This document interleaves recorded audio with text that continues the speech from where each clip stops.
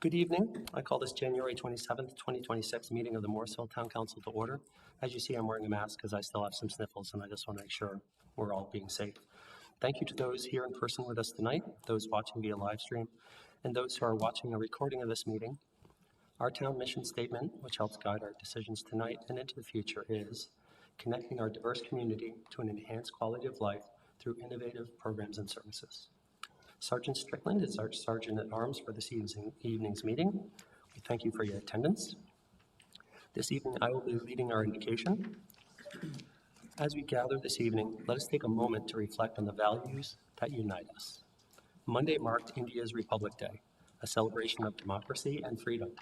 Over the weekend, we were honored by the presence of monks in Raleigh on their walk for peace, a journey stretching from Texas to Washington, D.C., reminding us of the power of compassion and harmony. As we all strive for a peaceful life, may we aspire to make each day a peaceful day. Let our words and actions today and every day be guided by respect, understanding, and goodwill towards one another. All who are able at this time, please stand as we recite the Pledge of Allegiance.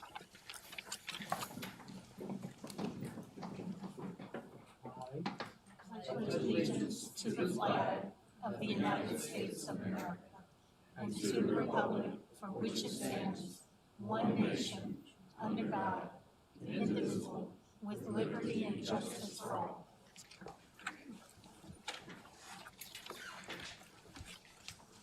Before we adopt tonight's agenda, Town Council policy is to review and ensure there are no conflicts of interest or appearance of conflict of interest with any items on the agenda. Would anyone like to share anything at this time? Okay. Is there a motion and second to adopt this evening's regular agenda? I'll make a motion. I'll second. A motion from Mayor Pro Tem Rabati and a second from Councilmember Johnson. All those in favor, please say aye. Aye. Any opposed? Hearing none, that carries unanimously 7-0. There are 3 items on this evening's consent agenda. Resolution approving updates to Morrisville Emergency Operations Plan. Resolution authorizing the town manager to surplus/dispose of property. And the FY26 budget ordinance amendments for the third quarter. So at this time, I'd like to ask if anyone would like to remove any items for discussion before vote. Recognize Mayor Pro Tem Rabati first. I would like to remove the emergency operations plan from the consent agenda. I think this needs way more discussion before council approval. The town manager suggested that we could add a third work session tonight, or we can table it for another meeting. Okay, so we'll remove the EOP, and I'll recognize Councilmember Kesslin. I concur with Mayor Pro Tem Rabati and am amenable to either a work session this evening or a tabling it for a future day. Okay, I'd like to recognize Councilmember Patel. I would like to remove the item number 2, resolution authorizing town manager to surplus and dispose of property. I think I need to understand whether we are also disposing of the actual parcels or not. So. Okay, so the procedure in this case is we'll go ahead and adopt that last item under the consent agenda, and then we'll take the other 2 in order. So I'd entertain a motion to adopt the consent agenda with only FY26 budget ordinance amendments third quarter included in it. I'll make that motion.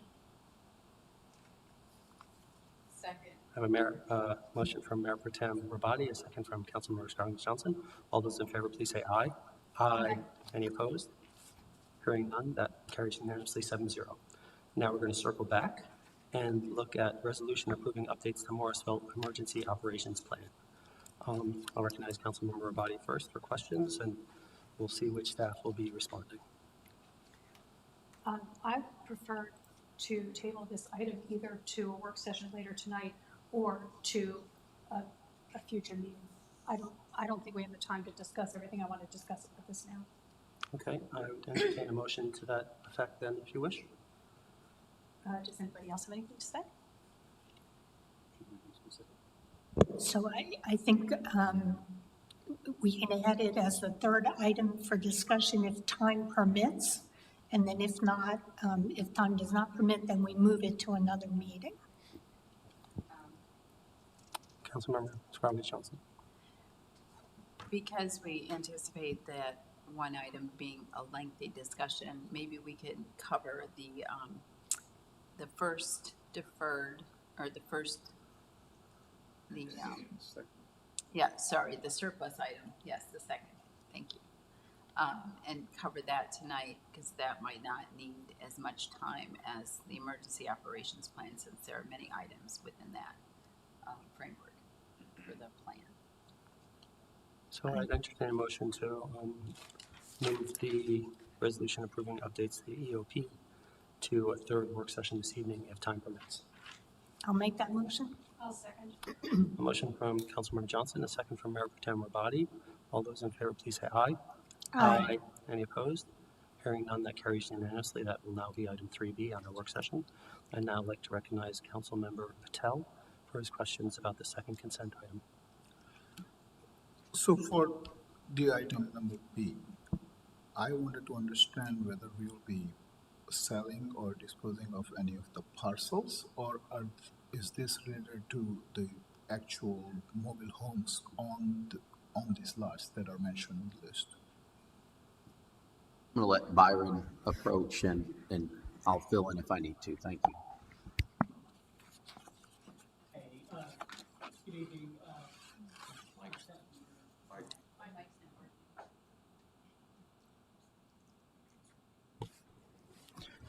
Good evening. Sorry about that. Do you mind repeating your question one more time? I heard whether or not we were going to sell the properties, but there was a second part to that. So there was some mention of selling properties or bulldozing properties, and the question was, are we talking about selling actual parcels? No, so it's only the parcels that are actually listed here. Some of them will be demolished because we wouldn't actually sell them, but some of them actually would be for sale, particularly 219A Church Street would be for sale, and 119 Markham Drive would be for sale. So that would go through the surplus property. Anything over 30,000, we have to bring to council, and that's the reason why we're doing that. Understood. All right, that's the only question I had, and I just want to make sure that we're covering. Yeah. Okay.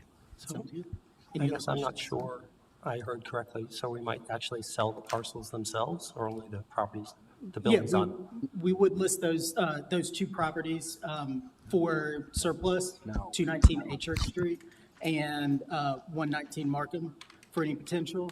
But other than that, everything else would be either demolished or controlled burn. I'll interject just for a Yeah. second. We're selling structures on those properties. So these properties are properties that we have acquired typically in pursuit of either town center or in pursuit of a potential future park at Markham Drive. So these have structures on them that in some cases are in a condition that they can be sold and someone will come get them. In other cases, we've just destroyed structures that maybe weren't worth anything. They've been training opportunities for the fire department or other things, but this surplus is of the parcels on the properties. The buildings on the Buildings. property, Yeah, not the the buildings. parcels. Sorry, why did I say the structure on the parcel, just the structure, I apologize. Yeah, sorry for that confusion. It's not planned. Thanks for the clarification. Really appreciate it. Any other questions for our financial manager? So to be clear, we are not selling any land. Thank you. Okay. Thank you, sir. That being said, I'd entertain a motion to approve resolution authorizing the town manager to surplus dispose of property. So moved. I'll second. I have a motion from Mayor Pro Tem Rabadi, a second from Councilmember Johnson. All those in favor, please say aye. Aye. Aye. Any opposed? Hearing none, that carries unanimously 7-0. So that was the most complicated consent agenda in my service. So thank you all for helping me through that. The next on the agenda is Morrisville Speaks, our public comment. I'd like to query the town. I'm sorry, did I miss something? Proclamations. I have that after Public Speaks, according to my red line. But if that's where it's there, we'll do that first. So thank you very much for that. We have two proclamations this evening. Councilmember Garamella will read the proclamation recognizing Human Trafficking Prevention Month. Councilmember Garamella. Thank you. Hello? Yeah, okay. This is a proclamation recognizing Human Trafficking Prevention Month.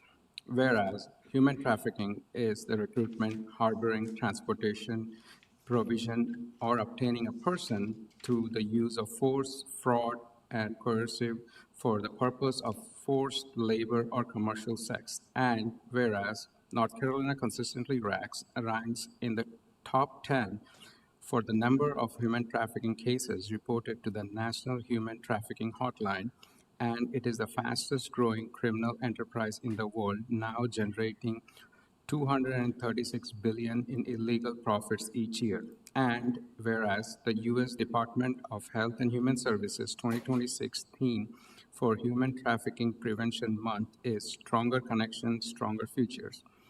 This theme reminds us of our everyday connections play a vital role in preventing human trafficking.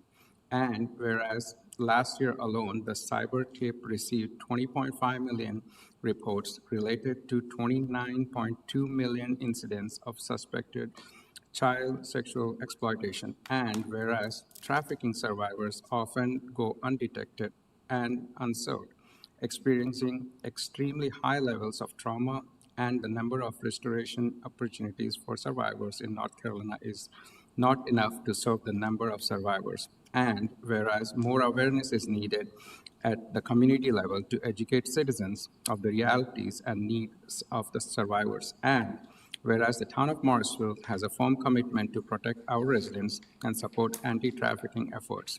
Now, therefore, the Town Council of the Town of Morrisville hereby recognize January 2026 as Human Trafficking Prevention Month and urges residents to learn the human trafficking indicators, support anti-trafficking efforts, and take action to the end of human trafficking.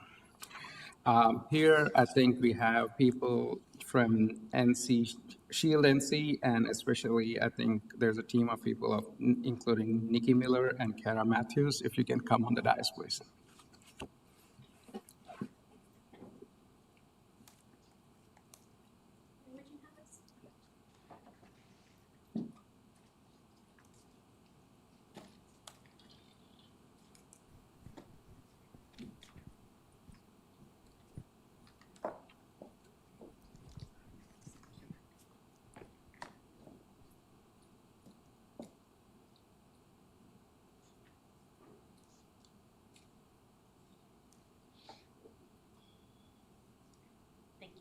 Do you want to say a few words? Yes, I'll make this short. I know you guys have a lot to do tonight. Anytime we have an audience, we like to explain one myth that we hear the most with the trainings we do, and that is that human trafficking has to do with abduction by a stranger. That is our number one myth that we hear, and that has a lot to do with what you're seeing on the media, what you're seeing on social media, what you might see in the movies. That is not true. That happens in about 8 to 9% of cases. So if that is what we're looking for, we're going to miss it 90 to 91% of the time. So it is important to know exactly what it is. And we have a training I'll tell you about in just a minute where you can do that. I also wanted to mention the several initiatives that we have going on now in Morrisville. One of them I want to invite you to participate in, and that is an outreach that we do to businesses in the area. We partnered with the Morrisville PD, and we're going to be doing outreaches, and we need volunteers to come and do that with us. So if you go to shieldnc.org, then you can be a part of that. And I know you are concerned about the Morrisville community because you're here tonight or you're tuning in. The other initiatives we have this Thursday, thanks to Sergeant Strickland back there, we are able to provide a one-day training to your police department here. I think there's about 25 being trained on human trafficking. And the other one, oh yes, the other one that I want to tell you about is the staff of the town of Morrisville will get trained on human trafficking, and that includes the fire department and inspectors and everyone. So on behalf of Shield, North Carolina, I want to thank Morrisville not only for the proclamation, but also for all you're doing to proactively protect your citizens and shield your community. Thank you. Thank you. Microphone if you want. Thank you.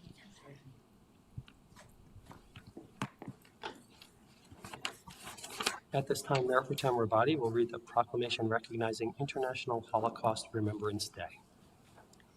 Thank you, Mayor. Whereas January 27th is recognized as International Holocaust Remembrance Day, as designated by the United Nations General Assembly, commemorating the anniversary of the liberation of Auschwitz-Birkenau, the largest Nazi concentration and extermination camp. And whereas 2026 marks the 81st anniversary of the liberation of Auschwitz-Birkenau and serves as a moment of solemn reflection on one of the darkest chapters in human history.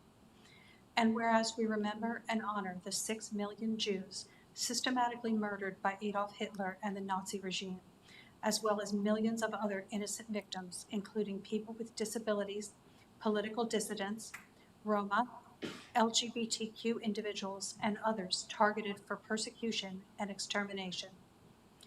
And whereas anti-Semitism is defined as a certain perception of Jews, which may be expressed as hatred toward Jews, including rhetorical and physical manifestations directed toward individuals, communities, institutions, and religious facilities. And whereas International Holocaust Remembrance Day stands as a solemn reminder of the dangers of hatred, bigotry, and anti-Semitism, and underscores the vital importance of education, vigilance, and action to ensure such atrocities are never repeated. And whereas the town reaffirms its commitment to human dignity, tolerance, and mutual respect, while standing firmly against anti-Semitism and all forms of hatred and discrimination. And whereas it is our shared responsibility to preserve the lessons of the Holocaust as a cornerstone of our collective memory, and to honor the resilience and courage of survivors who rebuilt their lives and communities. Now, therefore, the Town Council of the Town of Morrisville does hereby recognize January 27th, 2026 as International Holocaust Remembrance Day, and urges all residents to join in solemn remembrance of the victims of the Holocaust, to educate themselves about its history and lessons, and to recommit to building a more just, tolerant, and compassionate society, free from anti-Semitism and hatred of any kind. This is the 27th day of January, 2026. And we have to accept the proclamation Tamar Grinchbaum. And if there's anyone else from Shabbat Carey that would like to come up, we'll have Ms. Grinchbaum say a few words. And you're all welcome to come and stand with us and receive the proclamation.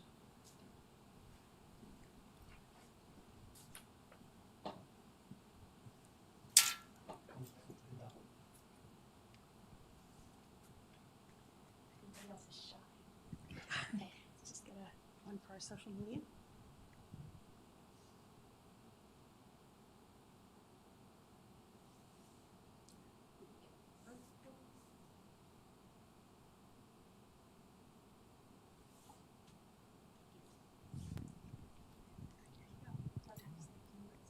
Thank you. My name is Tamar, and I'm the daughter of Holocaust survivors Ella and Leah Weisberger. My father escaped from Mauthausen slave labor camp. My mother was imprisoned at Terezin at the age of 12. Oh, I have to show it. This is the star my mother wore. It says Jude, but what it meant was she was destined for death or extermination. 150,000 people went through Terezin, 15,000 children. My mother was one of 132 that survived till Liberation Day, May 5th, 1945. She dedicated her life to speaking about what happened in Terezin. And the importance of friendship, tolerance, education. Here it is 71 years later, and it's up to us to speak up about anti-Semitism, about discrimination, about human rights violations of all kind. So with that being said, I'd like to thank council and the community of Morrisville for this honor and proclamation, hoping it will raise awareness of this still relevant topic. Thank you.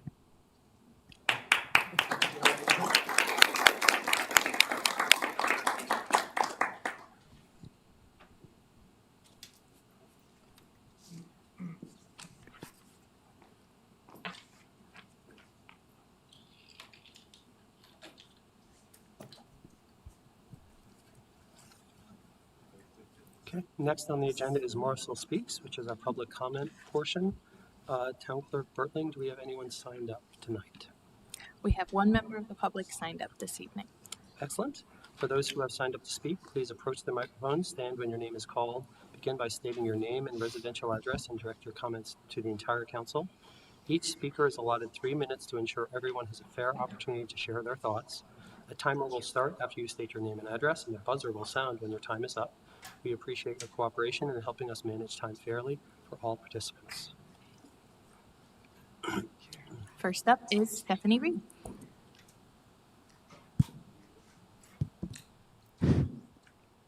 Hi, council members. My name is Stephanie Reed, and I live at 1672 Legendary Lane here in Morrisville.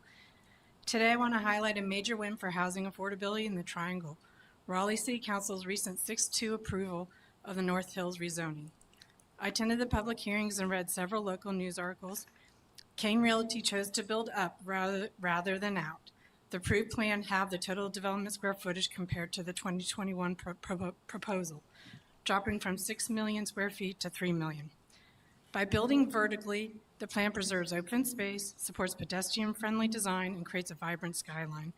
As one young speaker noted, our generation is leaving the Triangle for DC or New York City because they want walkable, transit-friendly environments. This project is a step forward toward keeping that talent here. I was also impressed by the shift from moving cars to moving people. When the Six Forks Road widening project was abandoned due to its high cost, King Realty shifted its focus to reserving land for a future bus station, adding bike lanes and bike share stations, contributing $500,000 to a Raleigh fire station, and contributing significant funds toward affordable housing.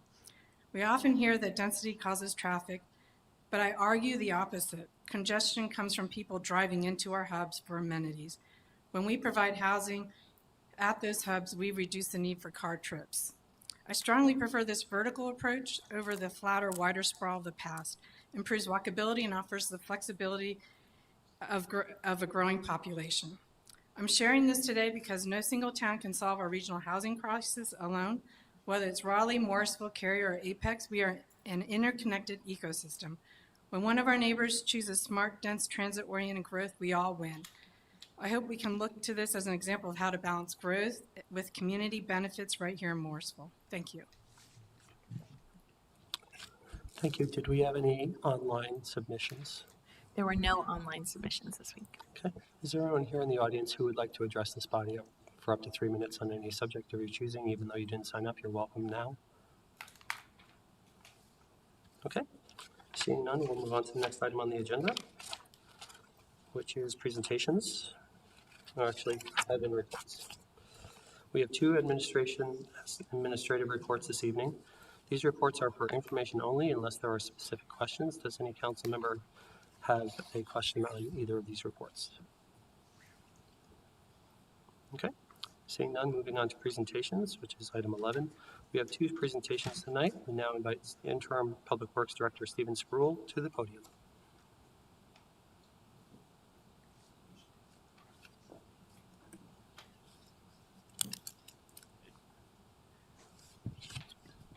Good evening, everybody. Glad to be here again tonight. As you are well aware, the Public Works Department has received our APWA accreditation for the 3rd time. We are one of 2 agencies in North Carolina that have APWA accreditation. There were 3, but one of those has fallen off now, so we're one of the only 2.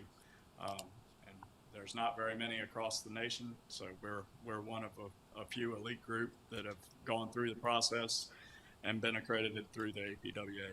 I'd like to welcome Jeffrey Brown, our former Public Works Director here from Morrisville and APWA representative, to give us our presentation of the award. Thank you, Stephen. Good evening, Mayor, members of council. It's good to be home. My first council member as Public Works Director with the town of Morrisville was at the Senior Center. And it was the night that we received our second reaccreditation. And Keith Pugh was president of APWA at the time and came and made that presentation. So it was quite an honor to be the Public Works Director for an accredited agency. That's the first time in my career that I had the opportunity to work in a department that was an accredited agency. And as Stephen alluded to, there's 2 accredited agencies in North Carolina. The town of Garner was the first one. The town of Morrisville was the second one. And the town of Morrisville was the third one, but they did not seek reaccreditation. Accreditation, what people ask sometimes, why should an organization be accredited? What's the benefit of that? And so my answer is always, the residents are the beneficiary of accreditation, because it forces your public works professionals to look at their industry practices, to what they're doing in their organization against industry standards across the nation. And as part of this reevaluation process, the town of Morrisville had 104 practices that were evaluated by 2 different assessors. These assessors were out of Kansas and Florida, and that was a virtual assessment that they did, evaluation of the practices. But I can tell you that process has been ongoing since the last accreditation, because you can't wait until 6 months beforehand to start looking at that many practices to determine whether you're still following those or not. So that was a collaborative effort, and I certainly need to recognize Steve Dickinson that serves in the Public Works Department as an operations analyst, but also he is the accreditation manager, and he's listed as accreditation manager through APWA. So he, a lot of times, was like herding cats. My office was directly across from Steve, so I could see and every day the work that he put into it. He had a countdown on his wall, and alerting everybody, and there was meetings after meetings, and it was a lot of effort, a lot of work. But I'm proud to say that as regional director for APWA, I represent 5 different states or 5 different chapters. That is North Carolina, South Carolina, Kentucky, Tennessee, and the Mid-Atlantic chapter, which consists of Maryland and DC area. But it is my greatest privilege to be able to come to an agency and celebrate the work that Public Works is doing in your community. And it's extra special tonight because I was a part of that team. And it's good to come home and celebrate the work that this department does each and every day. This past weekend was a testament of what they do. With the winter weather and working around the clock, making sure your streets were passable for your residents. That just doesn't happen, at the drop of a hat. A lot of coordination, a lot of effort, a lot of work behind the scenes goes on.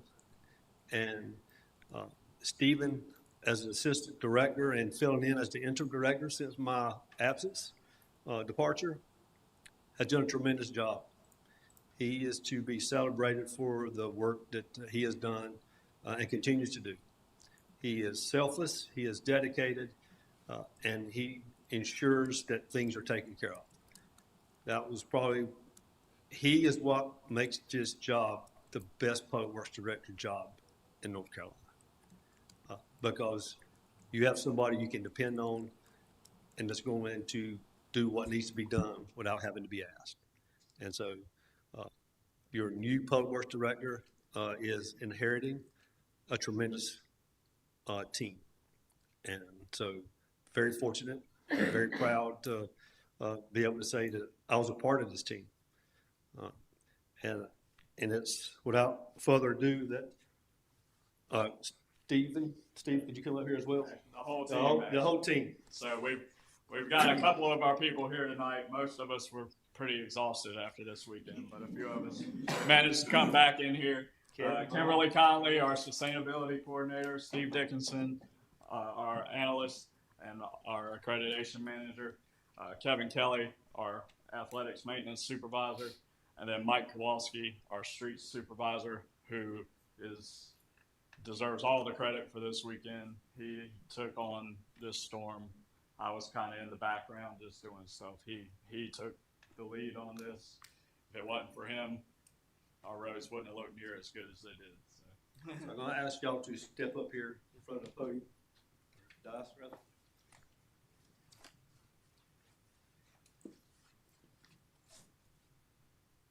Look at all these first responders. Yep, saw that. Thank you, Mayor. Appreciate the plug. I'm going to present this to both of you and to the whole team. Y'all get in here. But Kevin, outside. to celebrate the work that this team does, I'm proud that I had the opportunity to be a part of this team, and you'll always be my team. Team on three. Team.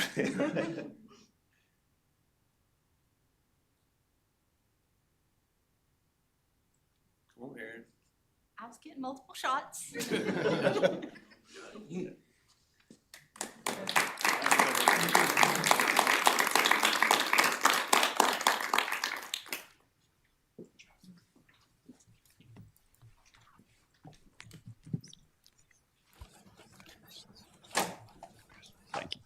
And I did want to echo Jeffrey's comments about Steve. He stole my thunder on that one. But Steve was a key part of this accreditation process. Without his efforts, we would not have gotten through it. It's very hard to get a team of field operations people to do this kind of paperwork and stick with it and go through all the processes. But he kept us on it and got us through the process. It was a team effort, but he was definitely the lead on that, so I can't take the credit there. But thank you, Steve, and thank you, council. Thank you to the whole team, those here and those who are resting after a lot of great hard work this past weekend. And Mr. Brown, don't be a stranger. You take care. We now invite Josh Michael, Planner 2, to the podium.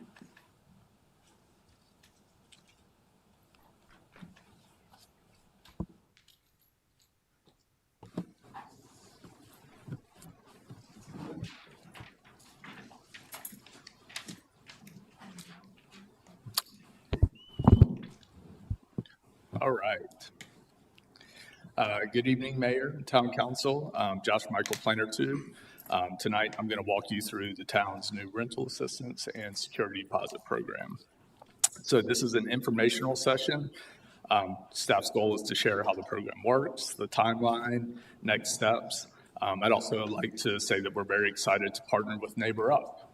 They bring decades of experience in Wake County and a strong track record with housing assistance programs. It's going to help make the program very successful. I would like to point out that we do have 2 members of Neighbor Up with us tonight. We have Leanne Miller, the VP of Philanthropy, and Andy Curry, the Senior Director of Community Services.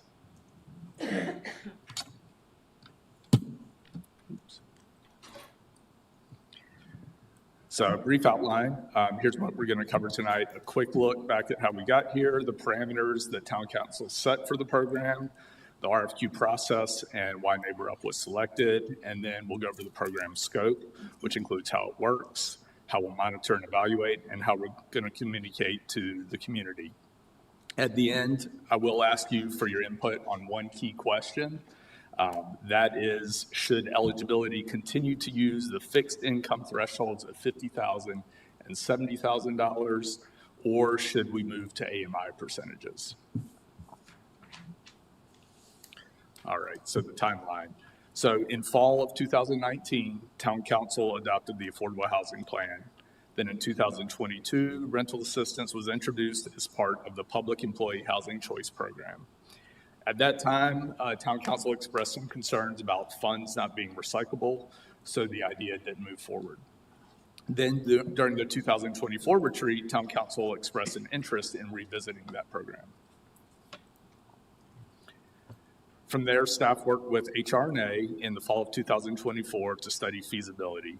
And then in February 2025, after a work session, Town Council directed staff to build out the program and find an administrator. Staff issued an RFQ in the fall of 2025, and by winter 2026, we signed a contract with NeighborUp. And again, just to reiterate, they have that experience and expertise that's going to help launch this program very smoothly and effectively. So what is the importance of affordable housing and why this matters?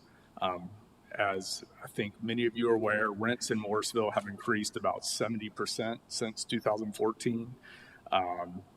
And there's also cost burden renters, those paying more than 30% of their income on housing alone. That's grown by 73%. Median rent is now approximately $1,800 in Morrisville. For households earning $50,000 or less, that's a pretty big challenge.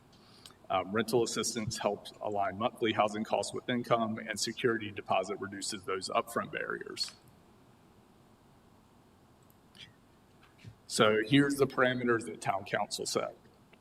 You wanted to focus on households earning $50,000 or less for rental assistance and $70,000 or less for security deposits. And these thresholds closely align with HUD's Wake County AMI for one person, which correspond with 60% and 80%.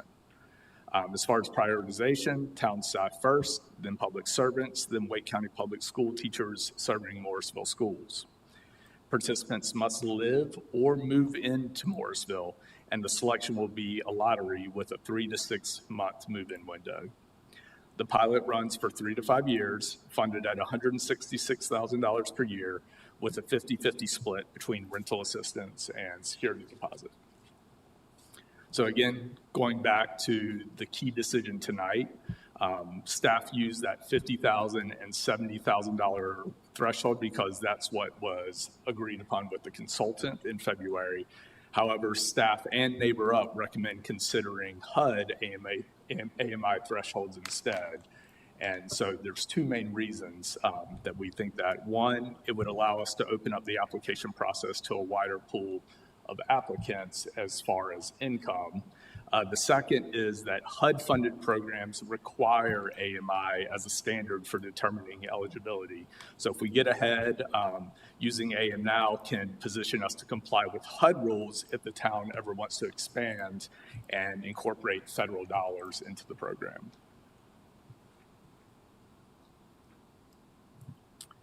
Um, 50-50 program benefits. The split gives us two tools: monthly rental assistance to close the gap between what households can afford and market rent, and security deposit assistance to reduce those upfront costs. The deposit component also allows us to recycle funds when dollars are refunded, which addresses that concern about non-recyclable dollars. And because this is a pilot, we have the flexibility to adjust the funding split if we see significantly higher demand for one component or the other. And I think Town Council expressed that was important back in February.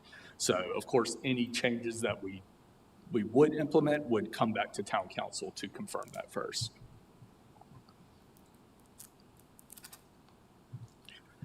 RFQ process and administrator selection. We issued the RFQ, staff issued the RFQ in fall of 2025 to find a qualified administrator. NeighborUp, formerly Dorcas Ministries, was selected because they have over 50 years serving Wake County.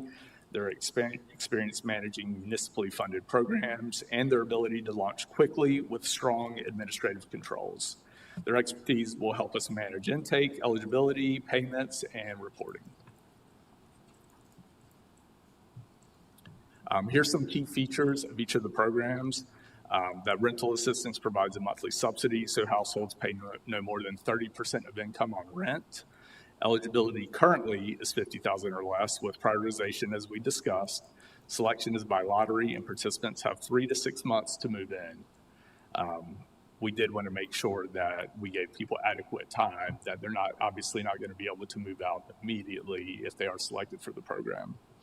About $75,000 is allocated for this component, serving roughly 5 to 12 households annually, with subsidies ranging from $535 to $1,160 per month. Those figures are probably actually a little bit low. And NeighborUp will work with the applicants to confirm that the unit they choose keeps housing costs within that 30% of income threshold. Some security deposit key features. It provides a one-time refundable payment to cover deposits for rental housing in Morrisville. Eligibility is $70,000 or less. Same prioritization and lottery process. About $75,000 is allocated here, serving 40 to 50 households annually, with deposits averaging $1,500 to $1,800. Again, that number is probably a little low. This helps overcome upfront barriers. Going into the scope, monitoring and compliance.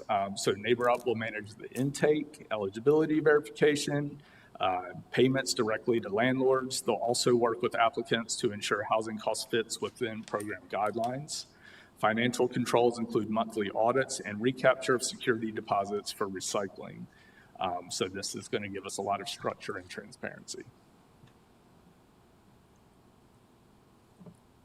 For monitoring and reporting, NeighborUp will provide quarterly reports detailing assistance amounts, demographics, and any remaining funds. And of course, the data is going to be anonymous with using household IDs to protect their privacy.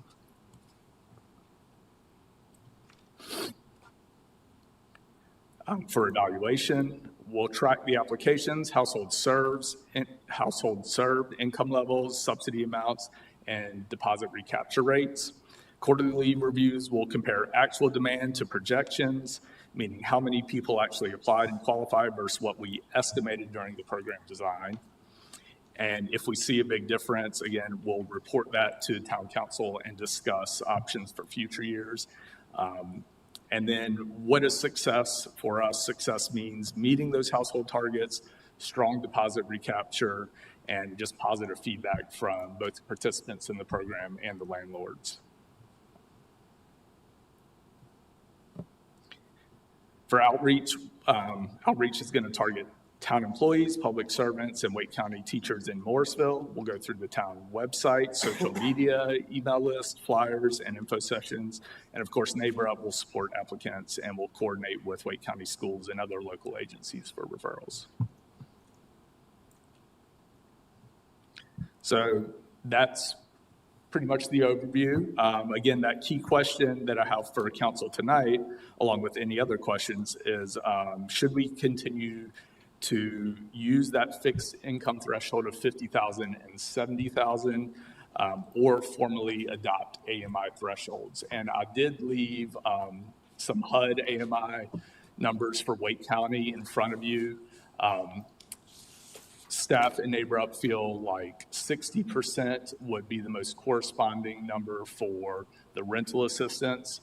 And you see as you go from families of 1, family of 2, family of 3, family of 4, that number gets a little bit higher. So there's a little more leeway for families versus just doing a hard line of 50,000, which might be difficult for Morrisville.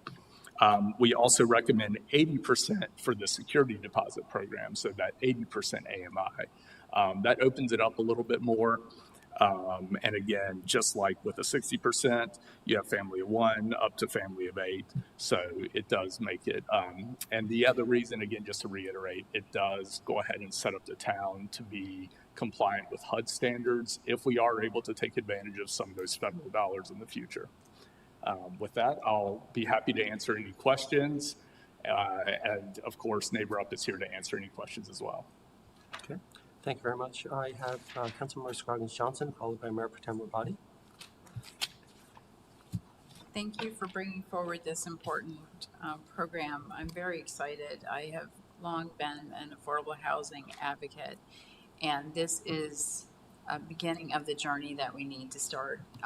We've tried to look at surplus land and making that work financially, and it was just very challenging. So rental assistance, I believe, is a way that we can make an immediate impact and support more individuals and families.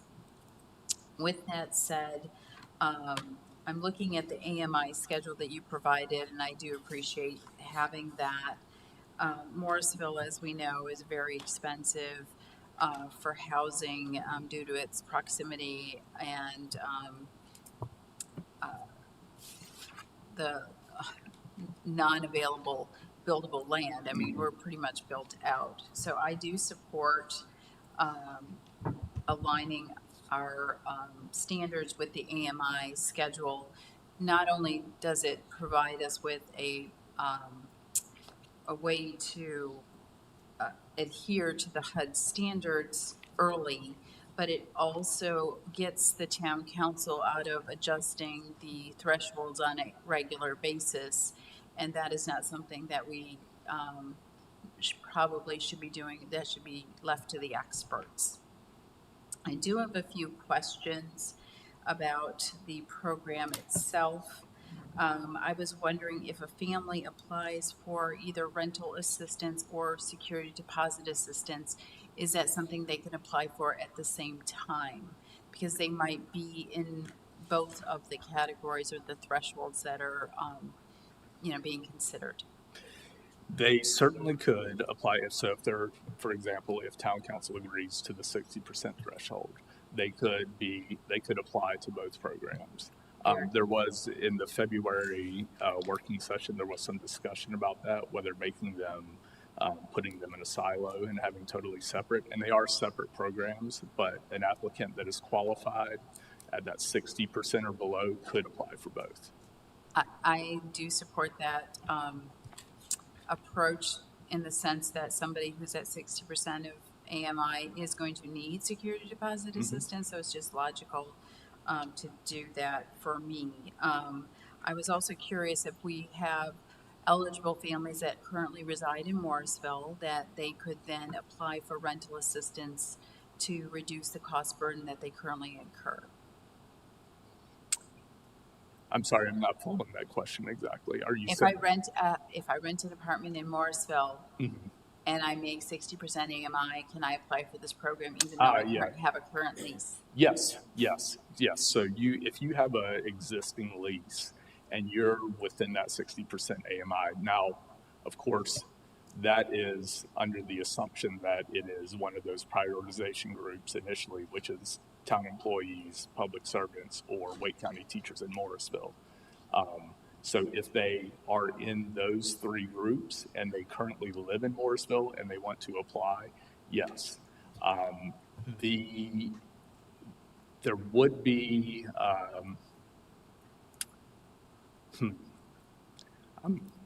as far as the administrative intake of that, there may be we may need to work with Neighbor Up about whether or not that requires setting a new lease, since Neighbor Up would be supplementing that they're paying directly to the landlords and the tenant is not. Yeah. Right.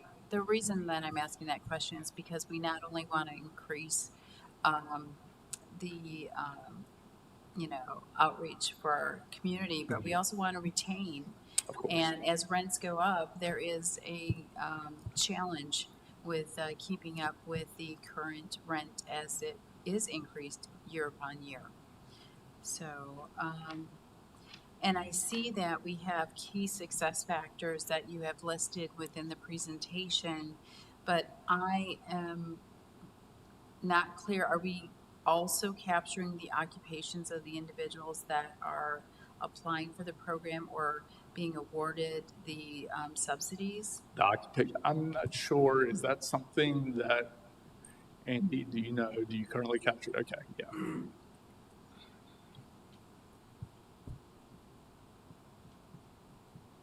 Okay, because if we're going to make that an entrance criteria or a prioritization factor for eligibility, I do believe it would be helpful if they would voluntarily provide that information. I know that housing is one of those areas where there's a lot of privacy, and we don't necessarily want to, um, create an issue. However, if individuals or families do volunteer the information that does match the success factors, then we will have better understanding of where we might need to adjust our policy or if we are on the mark. So that's important. Also, I do anticipate if it's successful that there will be a need to increase funding year over year, or maybe after a certain pilot period that we determine. So that would be helpful to me if we're targeting a population, to see if that is indeed the recipients being received. And also, is Neighbor Up going to provide us with a quarterly report, an annual report? What is the frequency of that kind of reporting? Yeah, I mentioned that. So quarterly reporting detailing the amounts and types of assistance distributed along with relevant demographic information. We anticipate that first quarterly report, because obviously, as I mentioned, people can't just at the drop of a hat move in if they are selected for the program. Because of leases, yes. So that first quarterly report might have some information on applicants, things like that, but it may not have any information quite yet about rental assistance numbers. So that is something that we probably would anticipate with perhaps the second quarterly report. Very with good. a little more detailed information. Wonderful. Thank you. That's all my questions. Thank you. Member Tim Rabati, followed by Councilmember Johnson. So I'm just doing a little math here. And if we say that 60% AMA is required for the rental assistance, is that correct? Yes. For a rental subsidy? If you agree on that, yes. Okay, so for a family of four, 60% AMA is approximately $80,000. It's $79,000 and change. So 30% of that is going to be $24,000 or $2,000 a month.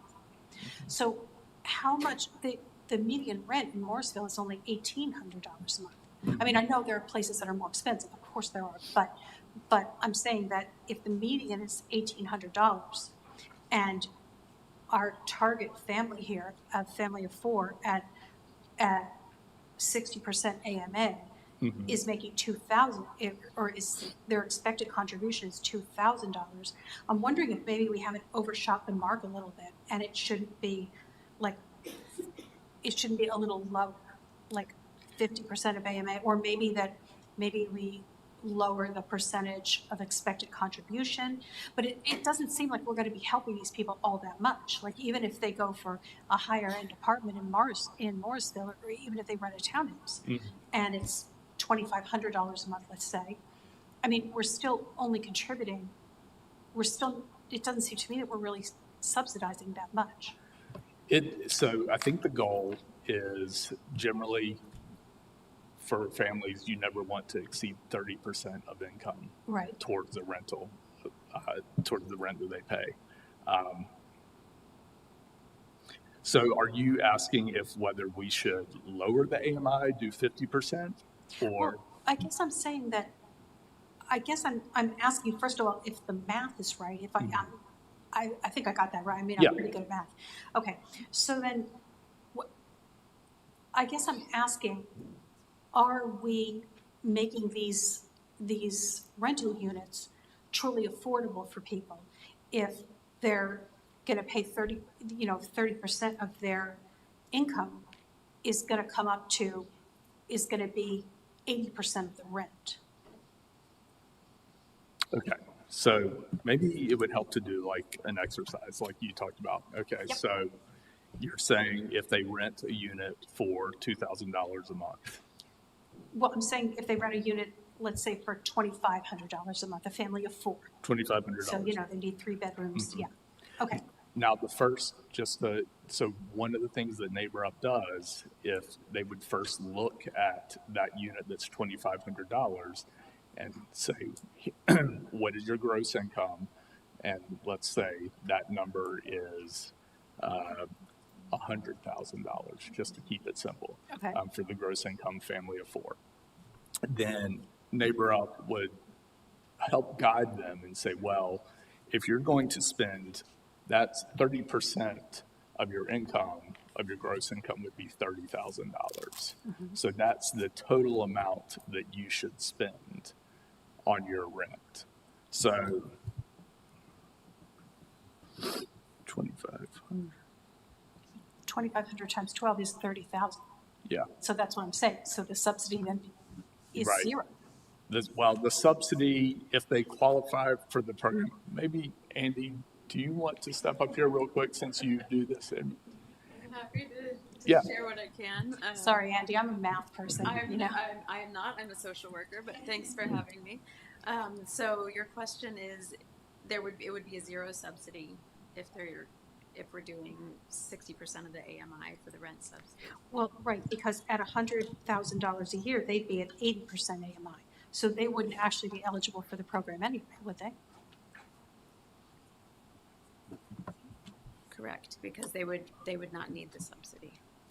Right. So we're down here, if we're here at 60% and they make $80,000 a year, that's 60% of AMI in Wake County, not in Morrisville, obviously, but in Wake County.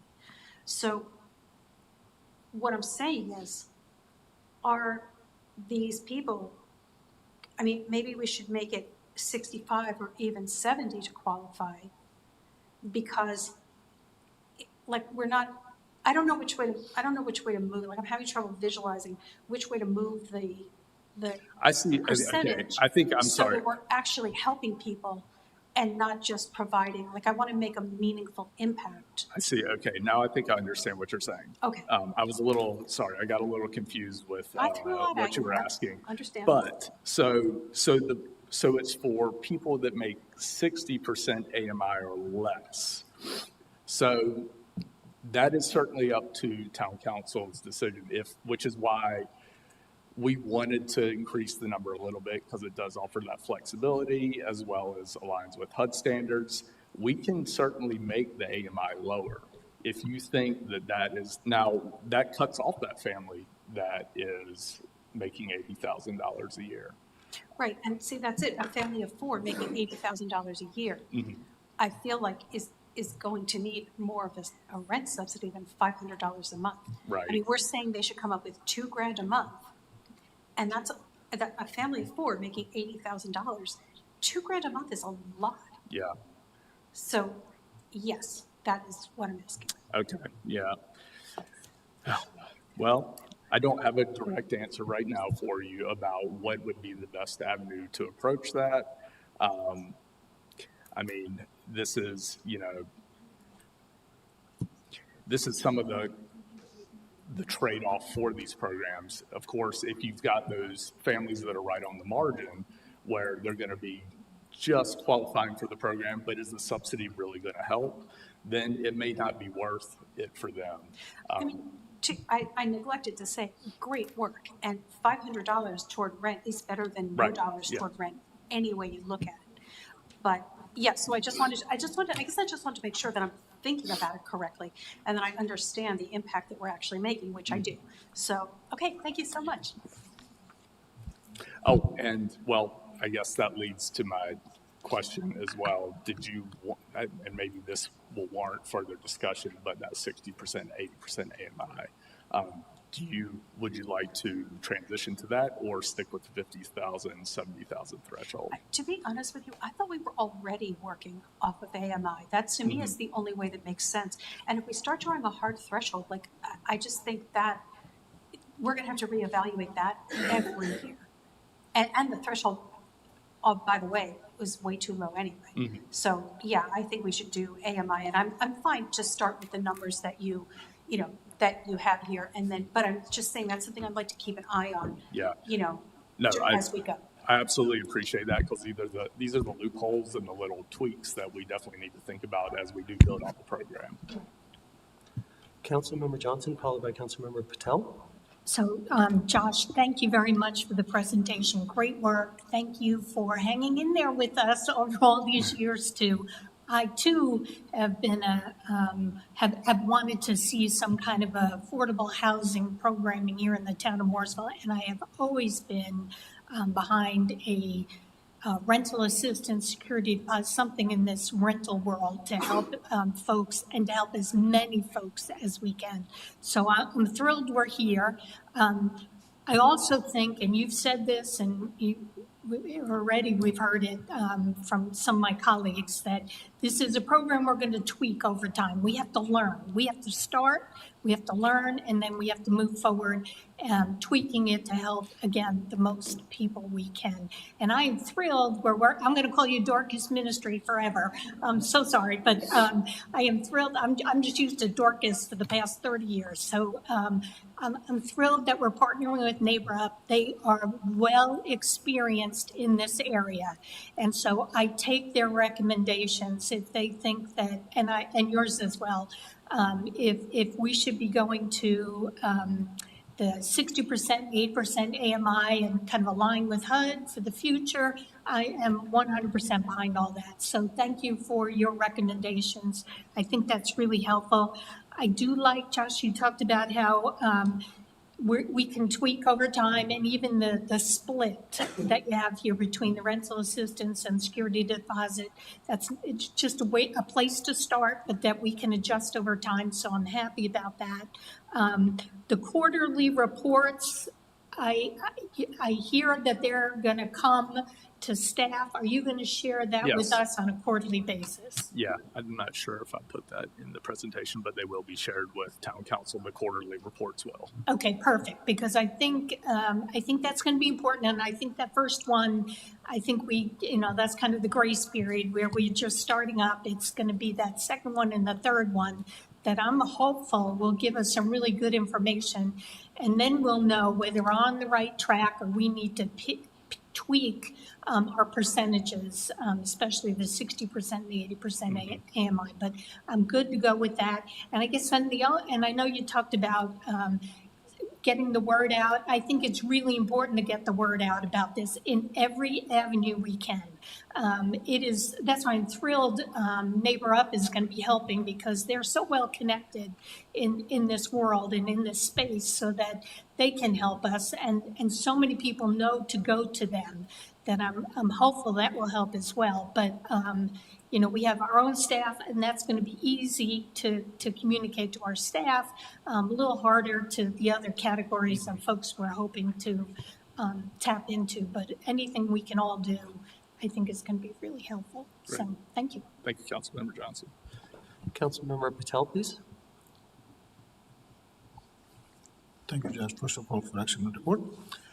I have several questions. First is, average subsidy you listed as $535 to $160 a month. How is it calculated? The range, who gets $535, who gets $160 a month? You're asking about the average subsidy for the rental assistance program? So this is an estimate. These numbers come from our consultant that we worked with, HR&A. These are projections that we're working off of right now. These will inform some of the evaluation and the success metrics if the subsidies actually do fall within that range. If the subsidies are actually higher, then of course we will adjust accordingly. But yeah. And then I would assume the same thing with the security deposit the program as well. Yes. 1,500 to 1,800 is just an estimate. The subsidy amount? Yeah, again, those are estimates from our consultant and Neighbor Up, I think I mentioned this in the presentation, since they're actually boots on the ground administering this program, they do anticipate that number is actually a little bit higher than that 1,500 to 1,800. for security deposit assistance, especially for Morrisville. I should add that caveat for the Morrisville community.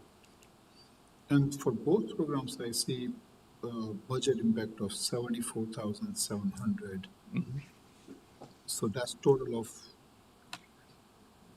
So the town council agreed to, in February of 2025, the total budget is $166,000. Of course, there is an administrative fee that we pay to Neighbor Up. They were very competitive with that amount, kept it very low cost. So the remaining funds for the 50-50 split of rental assistance versus security deposit is going to be that remaining amount, which is $74,700 per program.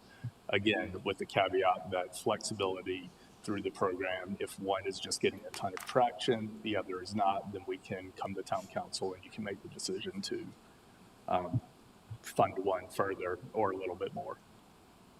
Okay, so this will allow us to serve 40 to 50 individuals with the security deposit? Potentially. And about 5 to 12 households with the rental assistance. Is that accurate? 5 to 12? Again, these are projections, estimates that will inform our evaluation. These numbers come directly from HR&A Consulting.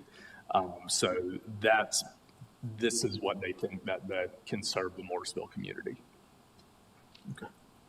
And the last question is, if this program is limited to town staff, public servants, and teachers, then would we only open the applications for those?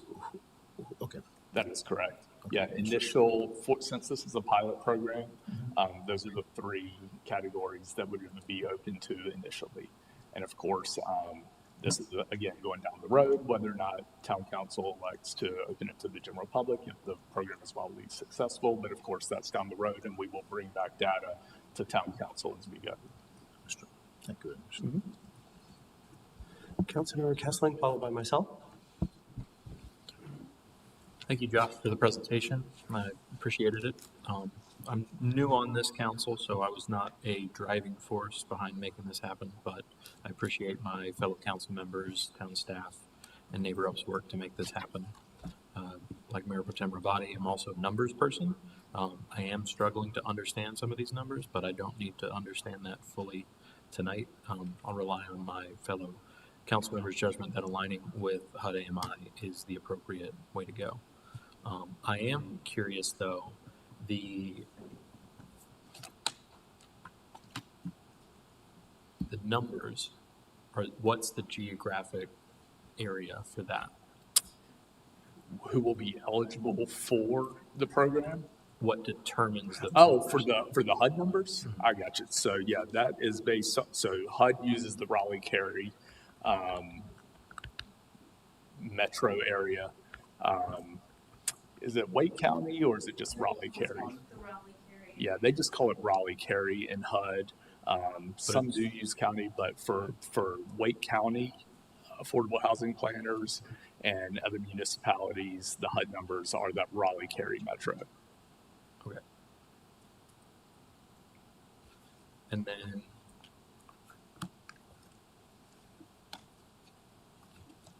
with some of this, are we looking at just a family of one and making sure that we're providing for that, or are we? So I think no. The answer is no to that, which is why using the HUD numbers kind of gives that a little more flexibility as the family numbers increase. From going from 1 to 4, my anticipation is that there might be quite a few families of one, since it is just open to town employees initially, teachers in Morrisville schools and public servants. That may be what we see a lot of. That is just a guess on my part. There may be a lot of families, but again, that's why staff and Neighbor Up suggest we go to the AMI, is because it does give that little flexibility as you go up in numbers. So I will say that also that initial number, the 50,000, 70,000, that does very closely align with family of one for HUD at 60% and 80%. So essentially, we could either specify an income amount, a specific income amount, or the percentage. Correct. And that would just increase it up to, open it up to, all the different types that you could have. How often are these values updated? The HUD numbers are updated pretty regularly. I think is it in April of every year? Yeah, April of every year. These are the 2025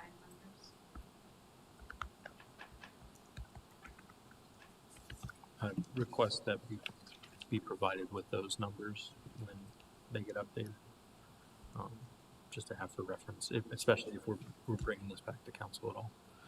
What's the average security deposit in Morrisville? Well, the average security deposit in Morrisville is approximately $1,800, based on the feedback from our consultant.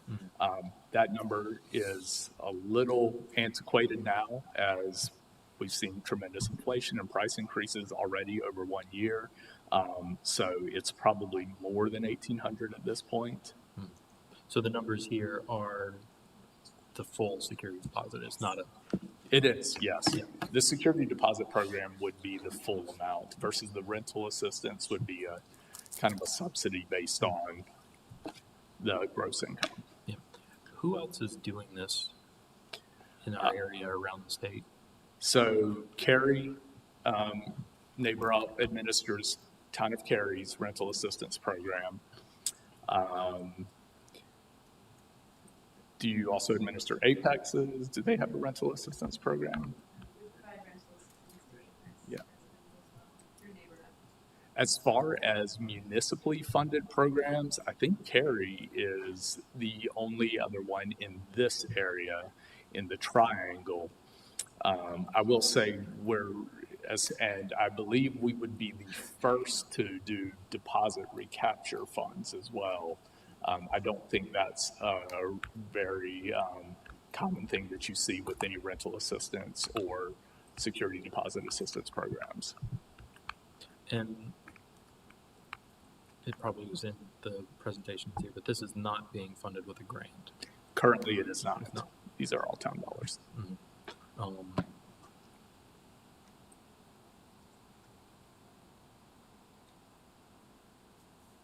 So I'm curious what types of positions on our town staff would fall below, I guess, the 60% family of one. I will defer to the town manager for that. That being 55. I'm sorry, can you repeat the question? Yep. So what types of positions on our town staff fall below, just picking the 60% number, family of one, $55,000? So right now, we follow the Wake County living wage. Thank you, Frank. So right now, I believe the living wage, and I may need Byron and Jeannie to spot check me, I think it's just over $50,000. That's right on that. So we would have a small percentage of our staff that would have salaries between $50,000 and $59,000. I can get you a specific number, but it's going to be a relatively small portion. So if we were to stick with the numbers in here, there would be no rental assistance subsidy for town employees. If it was $50,000, the living wage is $50,000, we're paying at least $50,000. Family size. Or if, okay. Yes, family size is a factor. But only for AMI, not for the plan, the original in here, right? Can you go back one slide?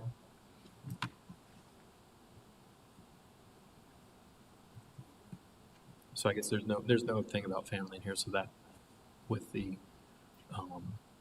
AMI, that makes sense.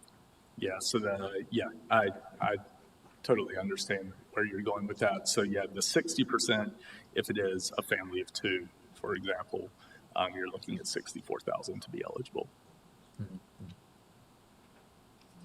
Are there any Well, first question, are there any mechanisms that would help to prevent participating landlords from raising rents further once they know a tenant has a town-backed subsidy? So that's a great question. I wish there were. One of the tenets of the program is although NABURP is going to administer the program, there's no interference between the landlord and tenant relationship. What we were talking about is, since this is going to really be landlords that exist in Morrisville, is lots of informational sessions, reaching out to some of the bigger communities that are the low-hanging fruit, some of the big apartment complexes, and as you're aware, some of the apartment complexes in town already exercise some affordable housing through the incentive zoning policy, where they offer 80% AMI rental homes, as well as the new rezoning Park West is going to be 60% AMI. So there may be conversations that we can have, that staff and NABURP can have, to keep landlords from arbitrarily raising rents. But that is really, other than conversations and information, there's no standard we can hold them to that I'm aware of currently. So I think the best is just, being good stewards, providing information to these landlords, and asking them to, since they're part of the program and it's for Morrisville residents, to really continue to be good neighbors. Mm-hmm. And then kind of a piggyback off of that question, for the security deposits. I guess that's the same answer, just kind of that. Yes. Well, now the security deposit is only a one-time payment, so. But that would be refunded back to the town? It would be refunded back to NABURP, and then ultimately to the town. So, yeah, question of if there's any specific legal support or advocacy that NABURP will provide to ensure that public funds are actually returned by the landlords rather than being absorbed by them at lease turnover. That's certainly a conversation that we've also had. We don't want to assume that there's going to be any arbitrary, or I guess that the landlords will act in good faith and return the amount, but NABURP can't be the arbiter in that and say, well, we really think that you need to give back 100% of the security deposit. We can't ask our administrator to do that, but that is certainly, again, goes to the other conversation about just being good neighbors with these landlords. So that is something that we will help also guide renters towards those communities. And then, are there any restrictions on the type of housing, say a corporate multifamily development versus a single-family detached or townhome? No. Okay. And then, will you be tracking which landlords or corporate management companies are receiving the payments? Yes. Well, that will be part of it. Yeah. Absolutely. I think that is all of my questions. Appreciate it. Thank you. Okay, I just have a question or two, and then Councilmember Garamella. I think going with the AMI will give us some flexibility and enlarge the pool of potential applicants, so that's great. In the near future, I would like our council to perhaps consider adding down payment assistance to this to encourage more home ownership using the same demographic target audience. Although we did see that that's a bigger chunk of money, but I'm very much in favor of the revolving fund thought. That's why the deposit, security deposit assistance I really like in the down payment. It is something I'd be interested in us all revisiting, depending on how well this goes. Thank you very much for NABURP for being with us tonight and being part of this program. I'm very happy that we're actually dipping our foot in this affordable housing realm now, and it's going to make a difference for a number of our neighbors. Now, Councilmember Garamella, and then we'll each have a second comment if we wish. Yeah, as rest of the people on the council, this has changed a lot of hands, a lot of staff people, and I'm excited that's finally to fruition. And I would say the 60%, 80% AMI is fair with the HUD rules. I think that's the fair way to go. And thanks to Neighbor for being a part of it. It's not going to be easy, but I think you guys will do a fair assessment. And I also wanted to know from Neighbor Up if do they give recommendations of where to get it, or do you have that kind of a network that you will figure out where, like say a person is eligible and is eligible only like say $1,500, and will you guys guide him, okay, if it is 1,500, go to this apartment or this townhome versus the 1,800, which is not like, it won't stretch your dollars that way. So we definitely offer housing guidance and lists of affordable housing because we definitely want to steer people towards something that's sustainable and not put them in a position that's going to compromise their financial stability. So for sure, that's a huge part of what we do. We offer affordable housing search classes on a regular basis, and we'll guide the residents to a smart choice. Yeah, and Michelle, we have close to 73 apartments in Morrisville, right, which are affordable housing. Would it not be good for Neighbor Up to also keep track of that, or is it different completely?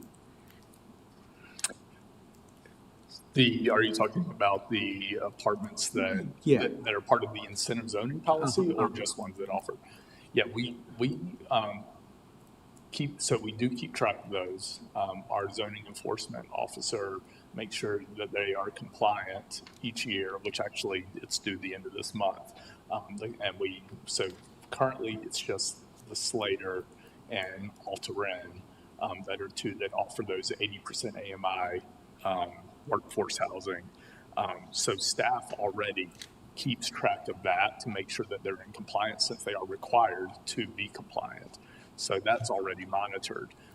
But again, going back to kind of what I was mentioning to Councilmember Kessling, there is opportunities for informational sessions with these apartment communities that already that are offering these programs to kind of double down. If you qualify for the 80% AMI at, let's say, the Slater, and you could also qualify for the 80% security deposit through the town.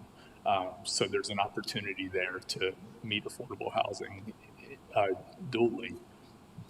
But we do keep that information. Yeah, the only reason I bring it up is because Neighbor Up should also know where that information can be shared. So at least, okay, we have 30, which are coming up, something like that. And this program is also for anyone from anywhere who wants to come into Morrisville. Yes. Right. Yep. If they live in Raleigh, but they want to move to Morrisville, they can apply as long as they're in those 3 tiers for prioritization. Josh, thank you so much and sticking with it, and the entire planning staff. I'm looking forward for it. Thank you. Okay.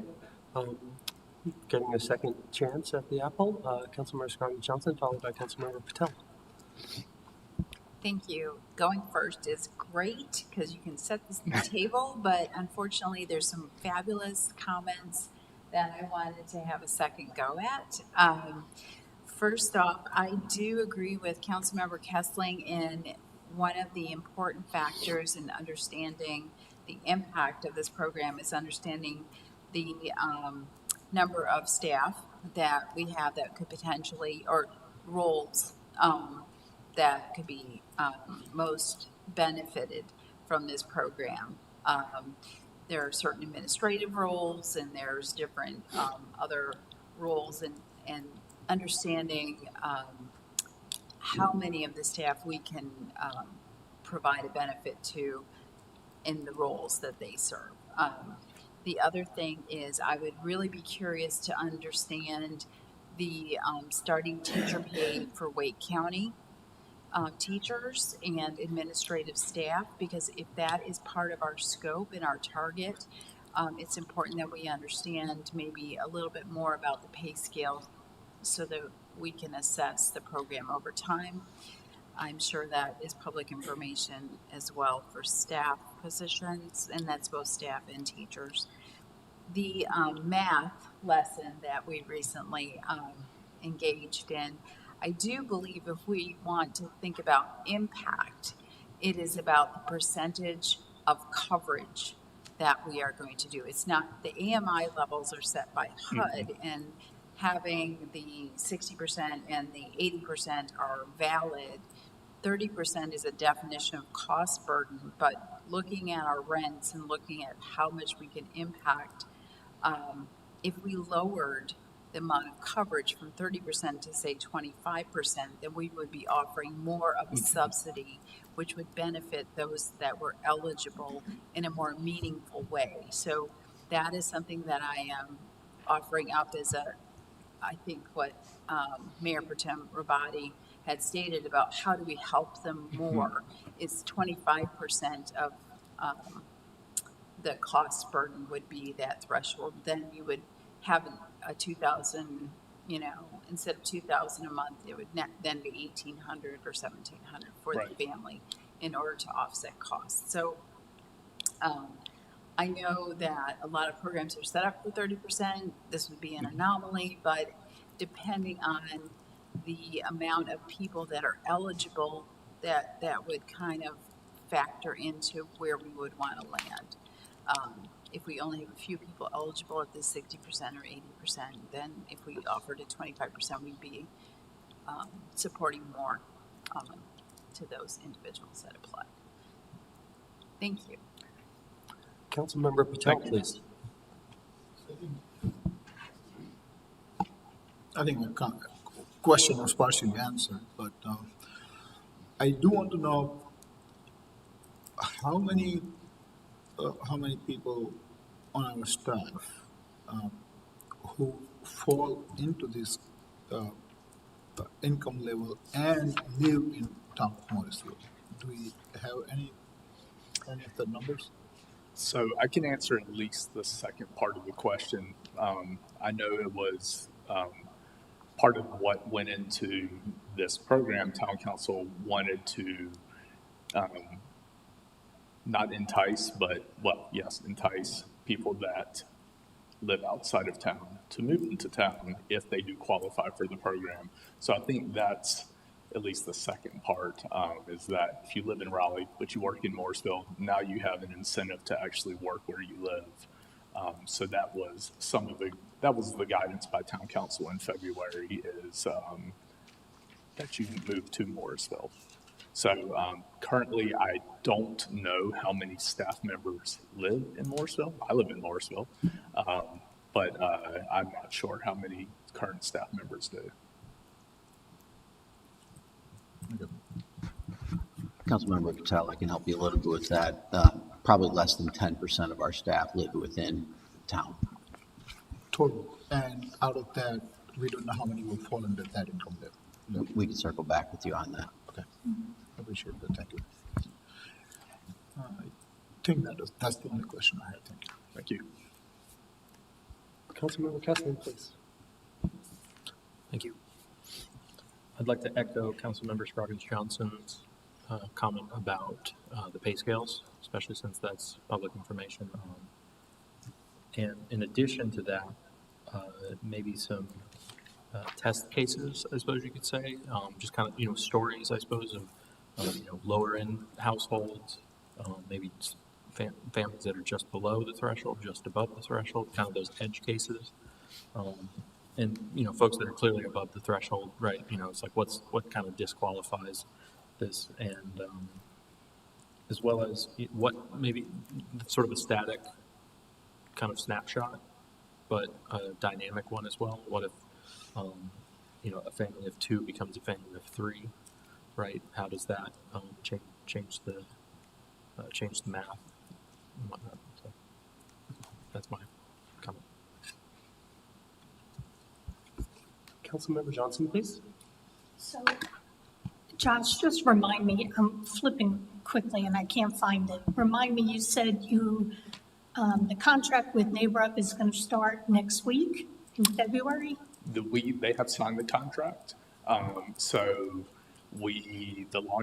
they're already doing their back of the house thing, setting up applications, and kind of fine tuning some of the lottery tier process. We hope to launch in late March as far as opening the program for applicants. So that's when it would officially be open for people to apply. Okay, good. I guess what I'm getting at is when will we see data then? If you're talking late March, you need at least 3 months to. So probably late June. Okay, thank you. Thank you. And I will add again, this going to Councilmember Scroggins Johnson's comment and Councilmember Kessling's comment that first snapshot will really kind of inform if we even have applicants based on some of those thresholds that we're establishing here tonight. And that might be the first opportunity to say, hey, we can lower those, raise those, whatever town council's guidance is on that. So we'll get a really good, I think, idea, at least based on, even if they're not moving to Morrisville yet, if just the application, who's applying. Okay, excellent. I don't see any follow-up questions. Do you have what you need from us? I mean, we were Yes, pretty much receiving everyone this as seems- information. yes. We gave you some feedback. Okay, Yes. great. Thank you very much to you and the staff. Thank you. Thank you. So for a full listing of our events, please see the town calendar at www.morrisvillenc.gov. We're now moving on to council comments. Mayor Pro Tem Rabadi will share first, and will be followed by Councilmember Scroggins Johnson. Okay, I must have missed the part where I was going first. I'd like to thank the staff for an amazing, however shortened retreat. You guys really pivoted well and were able to give us, I think, a very valuable experience to talk together about our goals and our plans for the coming year, and that was very helpful. And I also like to thank the Parks and Rec staff for they were just out there so quickly once everything started icing up, and even my street got plowed. So appreciate that. I'm a cul-de-sac. Oh, Public Works, what did I say? Parks and Rec. Really? They were out playing in this thing. Oh, good Lord. But they'll take it.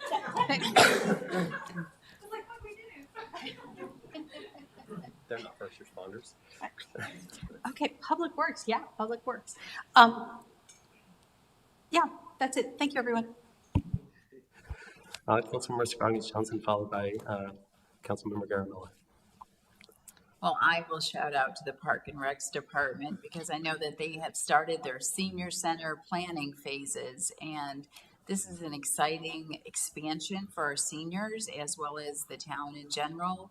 We are engaged with the public and trying to align with aspirational kind of programming as well as expanded use. So I'm really excited to see what's coming forward from that effort, and I wish you continued dialogue with our senior community with that. Also, I thought the retreat was rather nice in the sense it was very focused and concentrated. We do need to have more opportunities with the council, the new council, to engage with a variety of formats and dialogues and catch-up sessions. So if there's future opportunity for breakfast meetings or something that is a little bit not as structured as our regular business meetings so that we can have more team kind of focused discussion, that would be great. I also would like to shout out to Public Works. They are rock stars as far as managing storms and prep and so forth. And our first responders, both fire and police, I heard a lot of sirens, unfortunately, that I knew that there were needs in our community that needed to be provided for. But with that said, we made it through, and then with the anticipated snow this next weekend, we are reminded that it is still January and it is still winter, so everyone be safe and stay warm. Councilmember Garanoff, followed by Councilmember Johnson. Thanks, Mayor. I think I just want to echo about the retreat and public works. Brandon, do we know if anyone in Morrisville lost power? I can't speak specific to Morrisville. I think there was a few hundred in Wake County, and that was as of like Sunday evening, and then I believe as early as Monday morning, they were down under 10. So very limited outage. We're very fortunate, and Duke Energy was on top of things to get that restored for anyone who did lose it. Yeah, I think they were well prepared and good call, I think, and people were also well equipped. Thanks for all that you do, Steve. I think he doesn't talk a whole lot, but his actions speak. Thanks for all your department does. Thank you. Councilmember Johnson, followed by Councilmember Patel. So I too need to publicly thank staff for their quick flexibility with the retreat. It was a fabulous day. Thank you for that. And Councilmember Scroggins Johnson, and I did not talk about this, but I had already mentioned the same thing to the manager, that we should look at having we have done mid-year retreats in the past. I'm not advocating we do one smack in the middle of the year, but if we could have some other type of event, I think we missed out on all the ability to connect with one another and communicate on all the downtime we typically have when we go away on a retreat. And by downtime, I mean 1 hour before we all go to bed.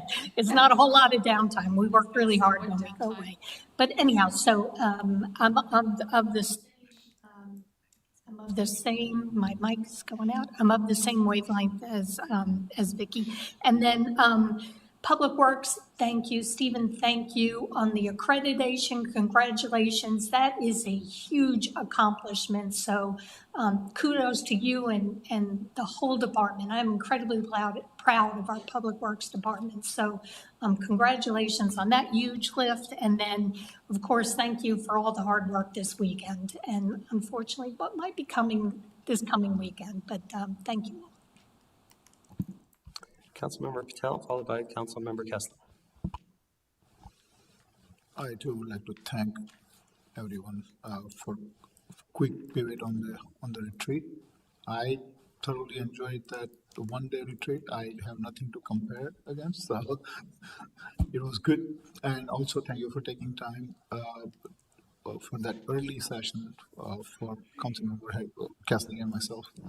That was very informative. And thank you to Public Works. They did a tremendous job. My family spent a weekend at a friend's home in Cary, and we were able to drive home on Sunday night, which was, and we saw the work they had done. So thank you.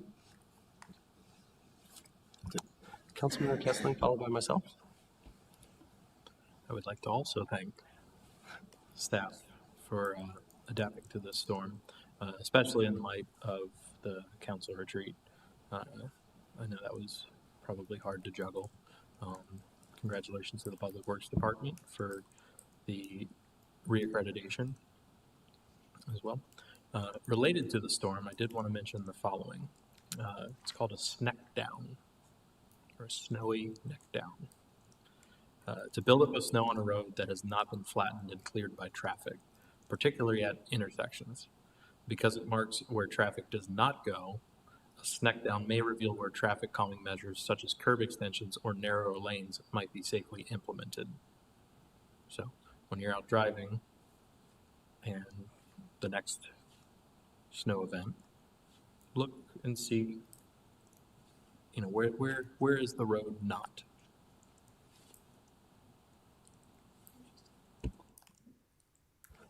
That's some food for thought. A different way of looking at things. It reminds me of universities who don't do their sidewalks right away. They wait and see where people are going. So it's kind of almost the opposite. But congratulations to Public Works. I'd like to note that we also have Parks and Rec here, police and fire, other accredited agencies. We're very rare that we have all 4 of those that can be accredited who are. So very proud of our staff for taking the extra time to make sure that we are the best possible for our residents. I was glad to be able to visit with and hear from the monks this past weekend. Theirs is a noble journey, and I appreciate their efforts. Happy India Republic Day. Thank you to my fellow Rotarians and other volunteers for helping pack 40,000 meals on Martin Luther King Day in the site of Raleigh.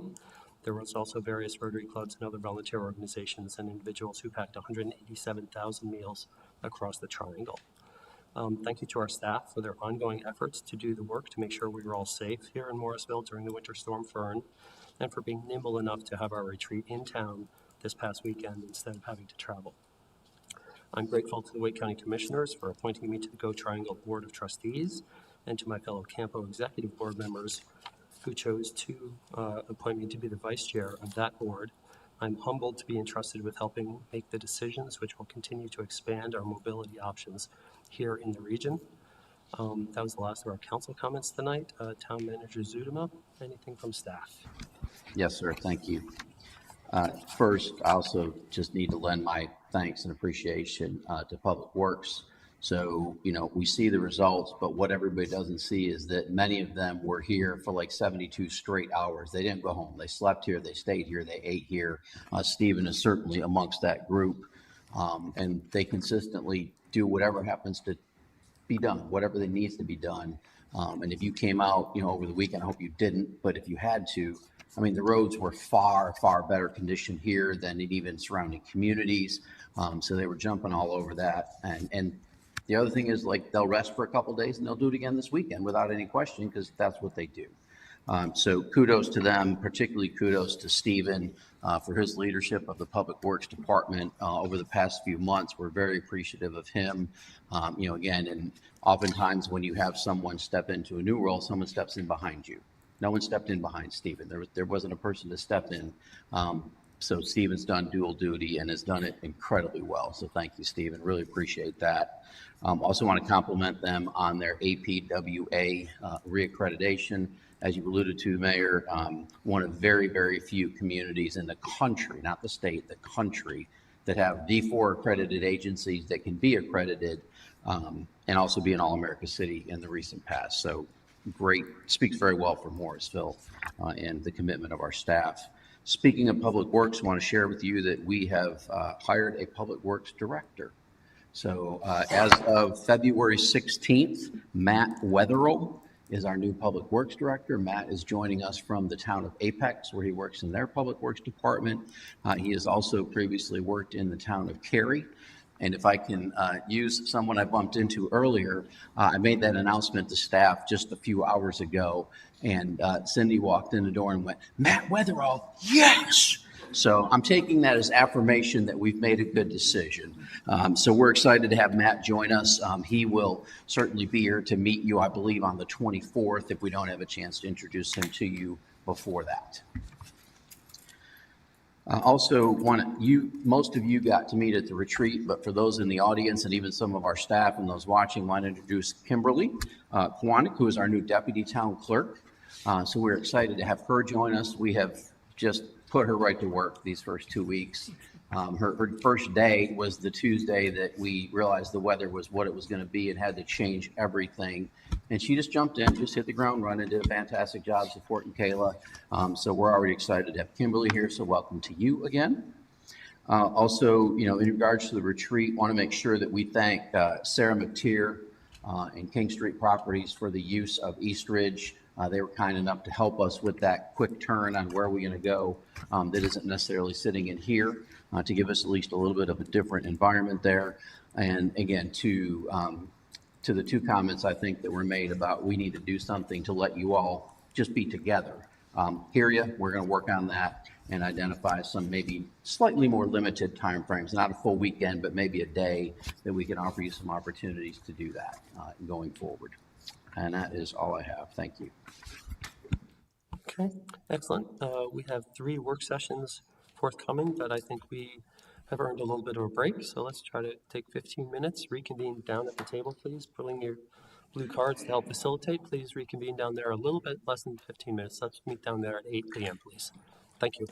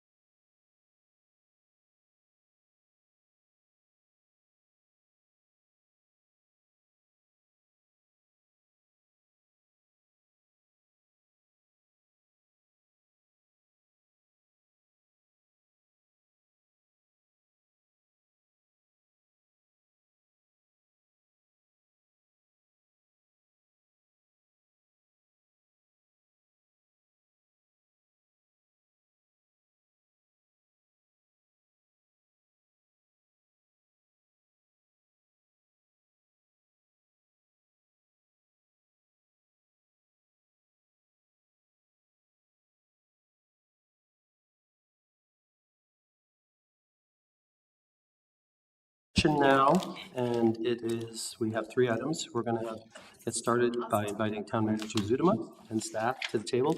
I don't know if we've ever been more together than we are right now. Surrounded, shall we say? Surrounded, as we say. But take it away, sir. So a couple things before we jump in. One, thank you for preparing for what could have been a cold room. We were very fortunate. We had a very good HVAC person that was able to jump in and save us literally last minute, because when I texted you, it was 63 in this room. So thanks for preparing, but thank him for getting that tuned up for us. Secondly, microphones. So as you can see, we're going back to these. The others were a great idea. They just didn't work as well in this setting. So again, you're back to where you have to push to go red. And please make sure that you're close enough to it. Some of you are a little more difficult to pick up than others because of lower tone or whatever. So again, please make sure that you're activating your mic and that you're speaking into it, not only so you can be heard at the table, but also can be heard on the recording. That's important to us as well. Thank you. Okay, so with that, we are here tonight to talk about cricket. I'm not going to sit here the whole time. I just wanted to give the folks that are doing most of the talking the table. So I'm going to do a quick introduction and get out of the way. So you have already had conversations with us about preparing to do some improvements at the Church Street Park as it exists, in the context of adding lighting and also doing field improvements while also expanding the pitches there. We should know hopefully in about the next 2 to 3 weeks from Wake County if we're going to be afforded a grant, which would be a $2 million grant to support those efforts at the park. Stephen and his team have continued to work on that. We now have authorization, I believe, from RDU and the FAA. We have RTP approval. We're just waiting on some Wake County approvals because as a reminder, that's not in town, it's in the RTP, which puts us subject to Wake County rules. So with that, we're working on that. So tonight, we really want to take the next step beyond that. We've had a lot of conversation about where do we go with cricket and what is the next phase of cricket. And so we're going to walk through some background and some things that we're dealing with right now for this season. And then towards the end, we're going to ask you a couple of questions. And one of those is going to be, do you want to continue to expand this park to host more cricket? That's going to reference back to the BDP study where you saw the 2 different pavilions, the players pavilion, which would come first, and then that spectator pavilion that would come second. You know, if you were to do both of those, you are going to, you're going to lose the tennis courts and the playground there, and you're going to lose some of that community aspect to the park. So we want to talk through that with you and try to answer any questions you have. And then should you feel that you want to move forward with the expansion of the cricket facilities, we want to talk a little bit about how do we do that, what are your thoughts, what's your guidance, because we're not obviously ready to do that today, but there's a lot of work to potentially be done if that's the direction you want to go in. So with that, I'm going to get out of the way. I'll come back just for 1 or 2 slides, but you're in good hands with the team. All right. I'm going to get us started.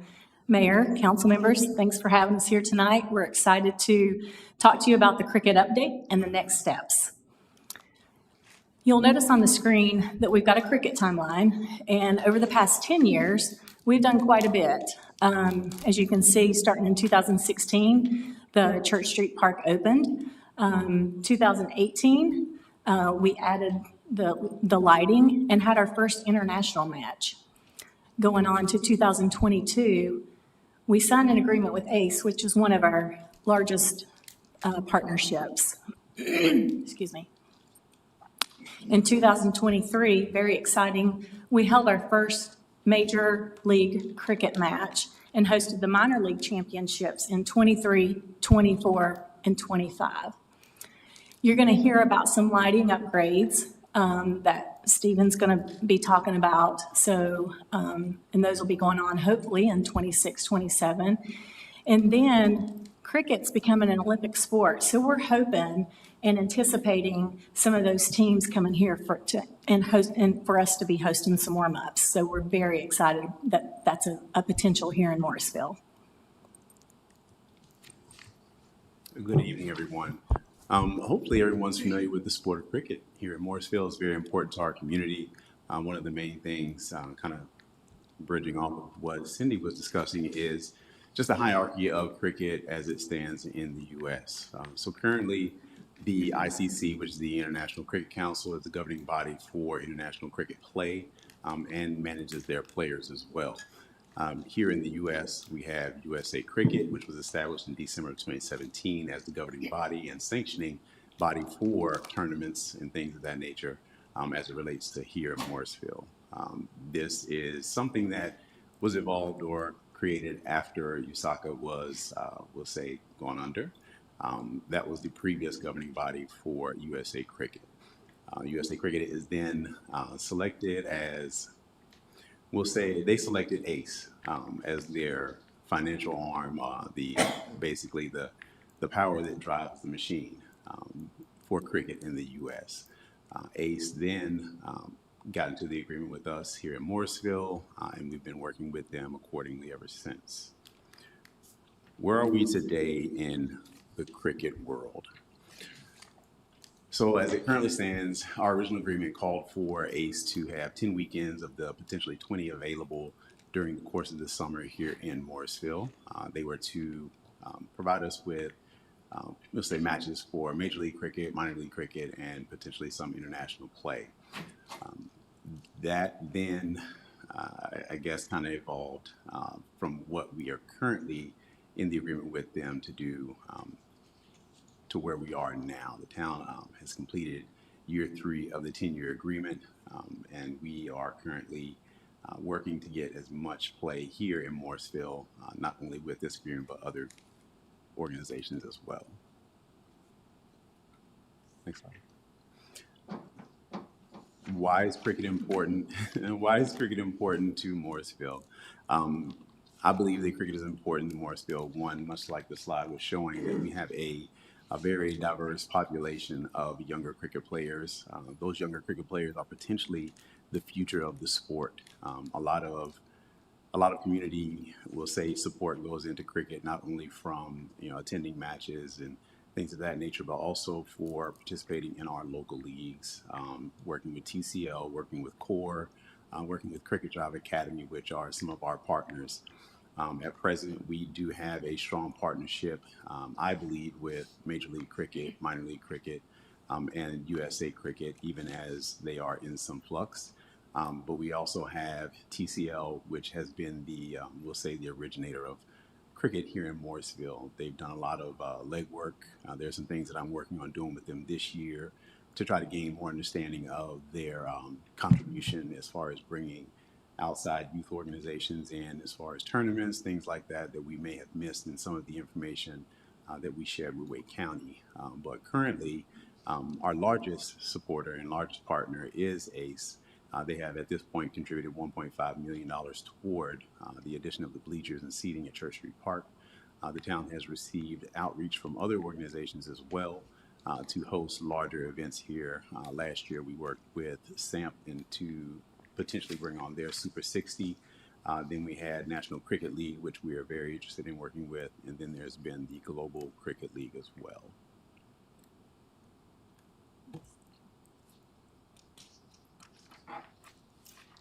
So we've had some recent developments with our partners over the past 6 months, 6 or 7 months. There's been some challenges. As you can see, there's been some suspensions with USA as the governing body in the U.S. They were suspended by the ICC.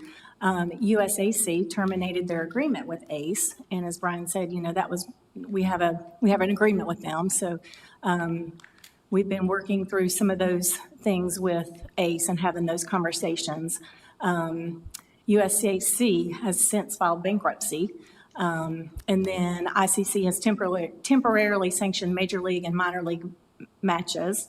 Right now, we don't know what that resolution looks like, but like I said, those conversations are continuing to happen, and hopefully, over the next few months, we'll know what's going on with the litigations and all those things with ACE.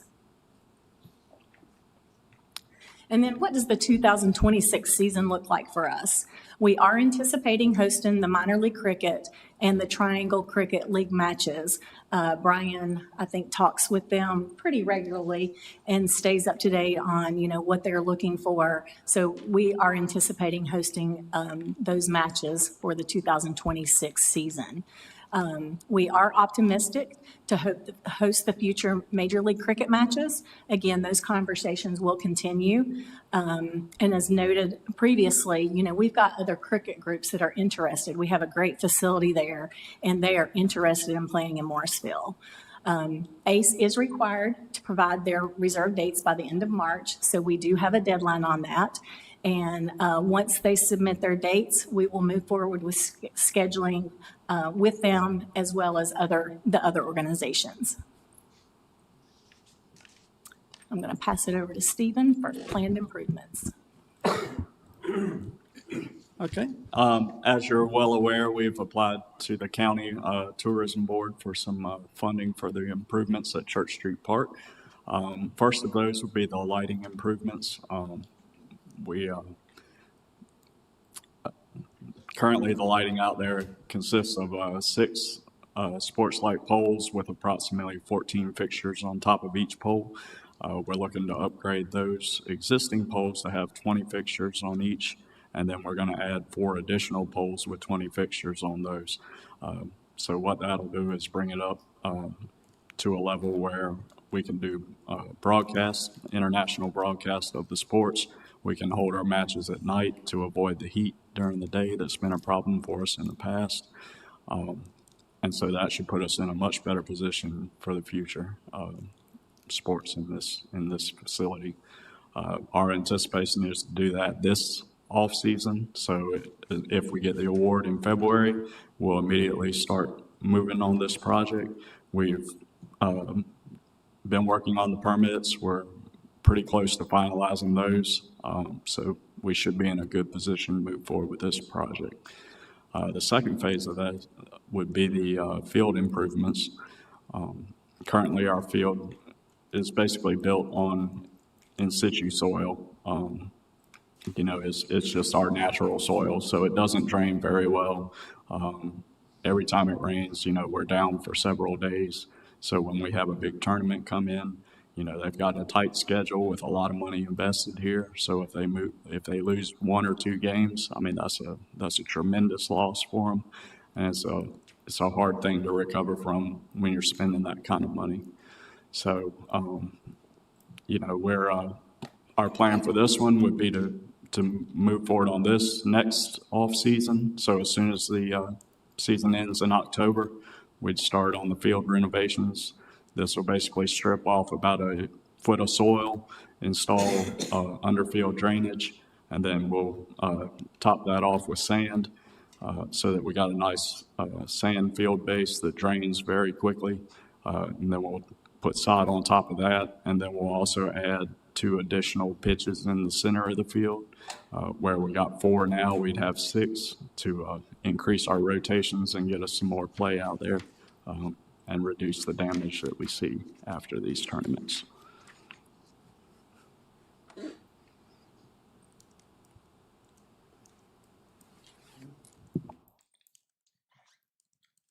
So I apologize, my back is to a couple of you, but this will not be a long discussion. I'm going to do that from here. So as I reminded you, and I think you're aware, the park is in the RTP, so it's not in the town of Morrisville. Again, that makes us subject to some of their rules as well as Wake County zoning.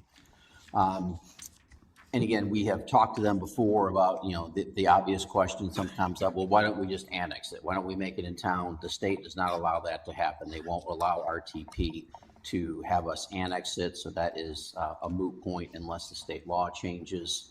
The other piece of this that is fairly new is some of you may have read about RTP 3.0, and so they're really doing a change in how they look at things within the park, how they're trying to develop the park.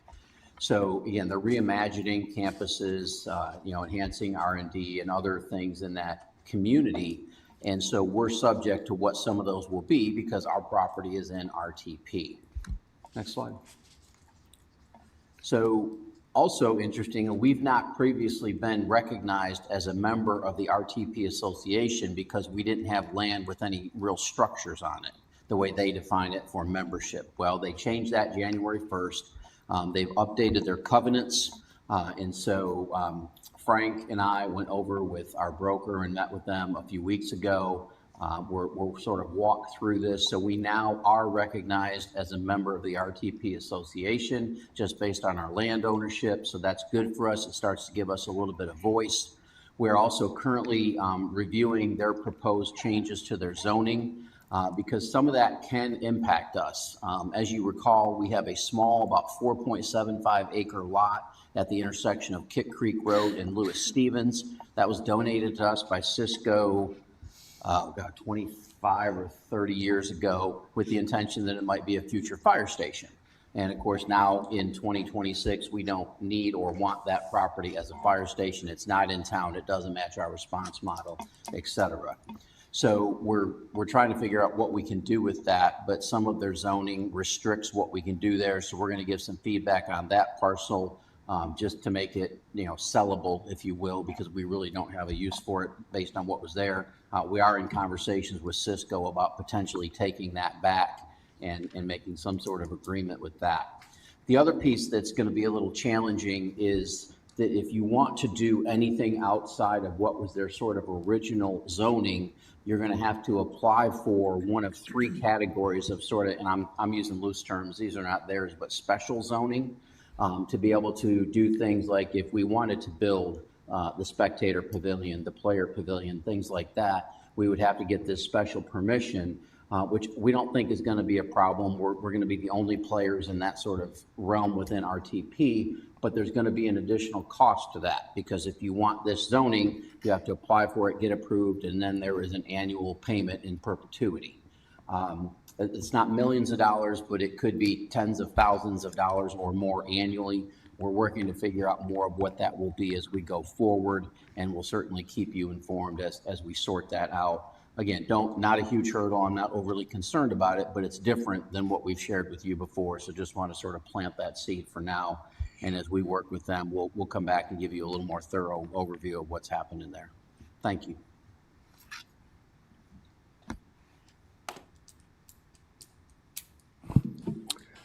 So you'll recall back in September and October, our engineering team came to council and discussed the BDP study.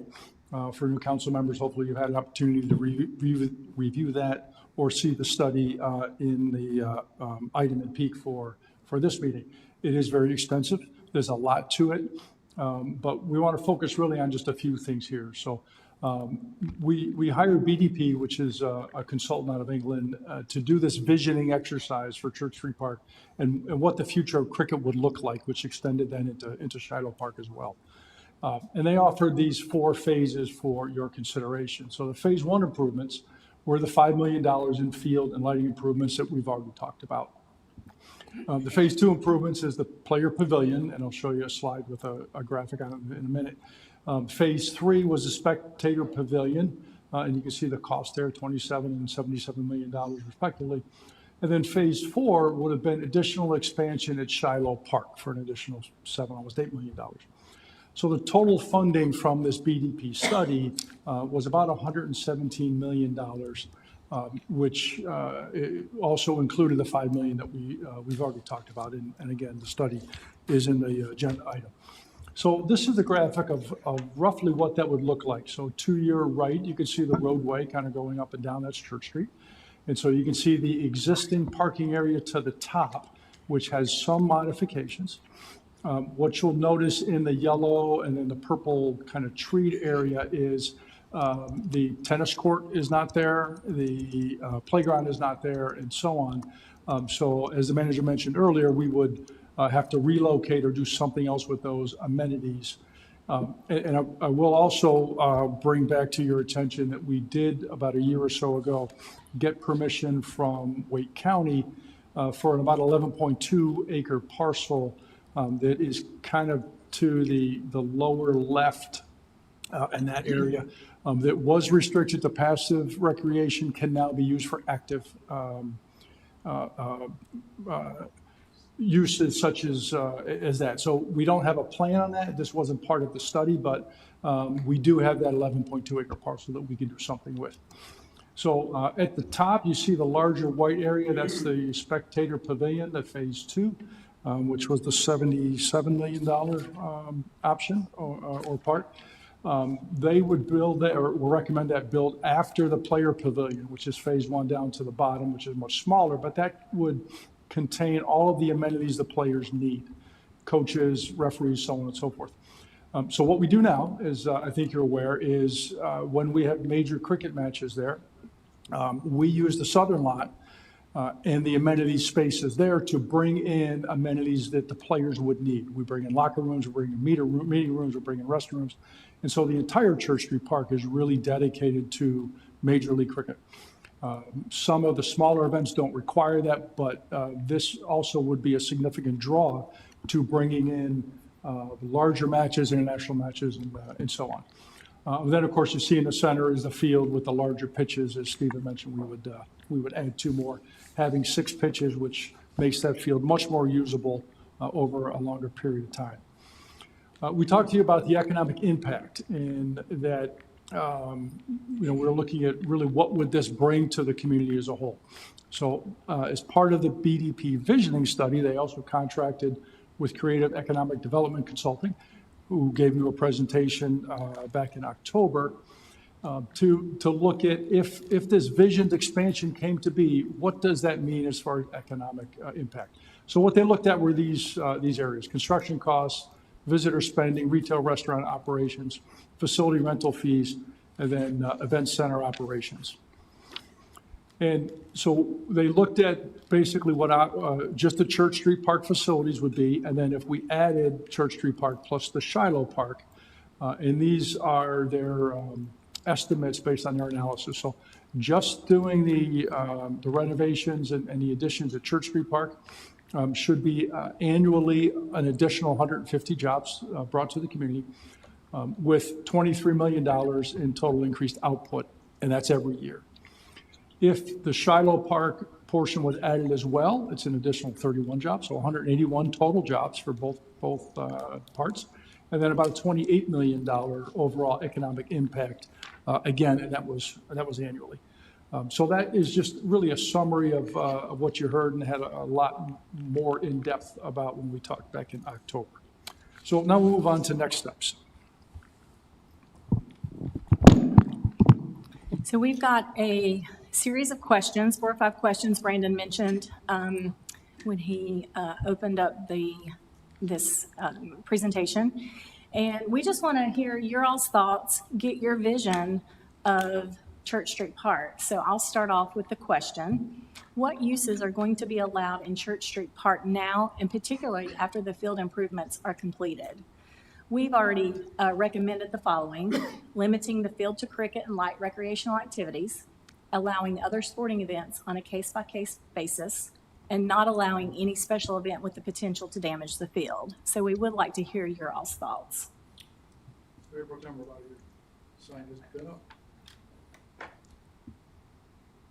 Okay, well, luckily I do have some thoughts. So I'm a little bit concerned about the order of the phases, because it seems to me that we are going to be substantially dismantling the park before we build another park at Shiloh. And I don't think that's the right way to do it for the town. I think that what we should do is we should expand Shiloh, and then if we have to take out tennis courts and the playground at Church Street Park, then I think that's bad enough. But there's not even going to be a playground over on that side of town, a town playground. So that's one thing that I'm really concerned about. The price tag continues to haunt me. But other than that,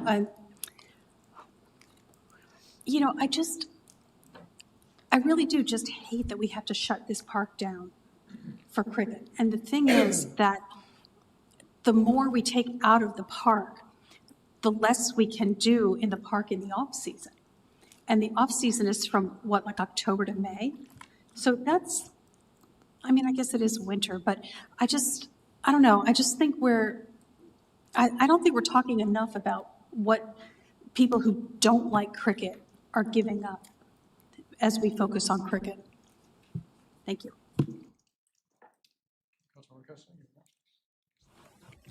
I had a couple of questions that I wanted to ask first, some clarifying questions. So with the Olympic warm-ups that was mentioned in one of the slides, is that contingent on the $5 million field improvements? Or does that need more? So the Olympic warm-ups, in essence, kind of roll down to much of what Mayor Pro Tem Rabadi was saying. The order in which the renovations could take place or should take place: one, field improvements, lights. Then following that would be the Players Pavilion, because ICC has regulations in which they require certain things for players to be in place. And so that is where a lot of the, I think, order of things begin to come into play. As far as improvements for the field, yes, those would be necessary for, I would say, warm-ups. The one thing that we don't have as an advantage is consistency of play. So if we were to have some weather issues that came into play, then those Olympic teams would miss out on every practice, or potentially every practice that they would be scheduled to get. They have to be in LA by a certain date. It's their lock-in date. Prior to that, they can practice anywhere in the continental U.S. As it stands right now, Morrisville is one of 3 facilities that can house any international team for play. The field and the lights give us an advantage. It makes it so that our field is flexible. It drains well. We have a climate and environment in which it will, bounce back quickly.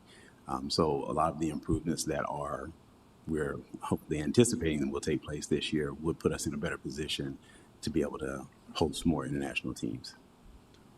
And if I may add to that, the field and the lighting improvements are not designed to attract Olympic teams here. It's more for Major League Cricket and the existing agreement, multi-year agreement we have with ACE, and to address some of our obligations under that contract, as well as make the field and the lighting such that Major League Cricket will return. So that's the primary reason for those 2 improvements, of the $5 million that we've already talked about. So follow-up questions on that, because I think I still have some more questions. I'm conceptualizing 4 different tiers of play. Just community, just going out, a bunch of friends, a minor league, a major league, and then an international. Yes.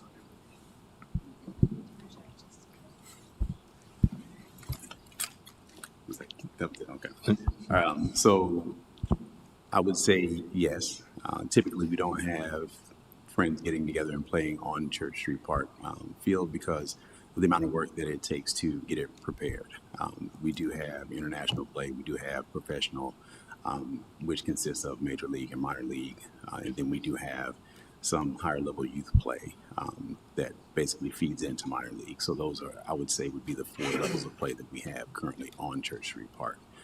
Shiloh then comes into play with our community and local play. So the lighting improvements and the drainage improvements, would that allow one of these tiers to utilize the field more effectively? It allows all of those tiers to utilize the field more effectively. But not the international tier, because they need the Players Pavilion? No, it definitely helps the international tier because even though we don't have the locker rooms and things of that nature right now, as it was stated, we do upfit our facility. Typically, the organizations that come in will, like Major League Cricket, they will bring in their temporary locker rooms, temporary showers, things of that nature. We just place them on the courts that we have out at Church Street. Okay. What does the sanction of major and minor league matches mean, and how would that affect Morrisville? So the sanctioning of both major and minor leagues, as well as any other tournament they may want to come to Morrisville, I'll go from USA Cricket's standpoint. They actually are the national governing body that allows those organizations to say that they can have a tournament.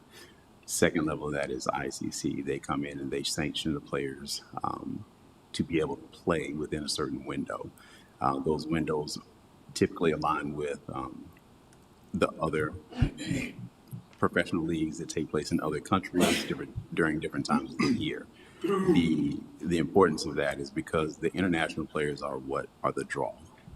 So when we have players that come from Australia, India, Pakistan, whether it be Jamaica, Sri Lanka, they are allowed to play here under the auspices of ICC and USA Cricket.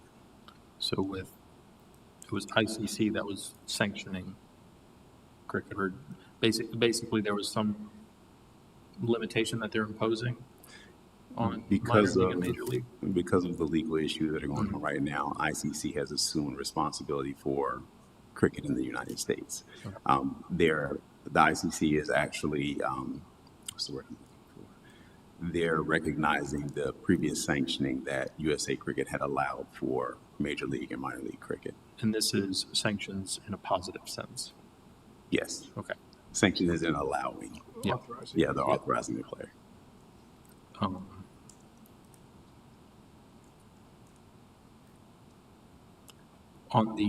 one of the slides, I think the increased total output for the full build out. What exactly is that? And how does that translate to tax revenue? 19. Other one.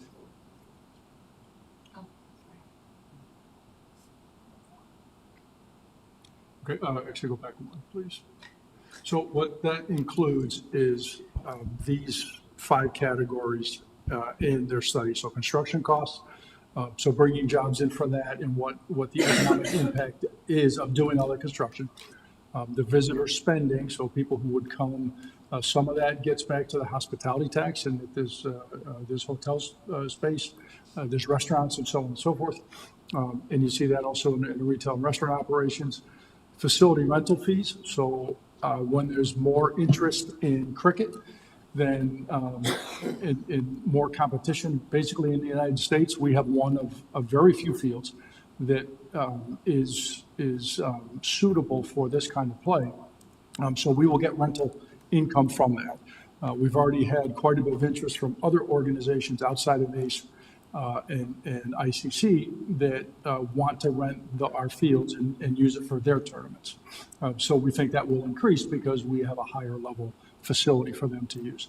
And then event center operations, in the visioning study, in the spectator pavilion, there would be some sort of an event center, which could be used year-round for a variety of things. It could be meetings, it could be corporate retreats, it could be weddings and family events, I suppose, if someone wanted to use it for that.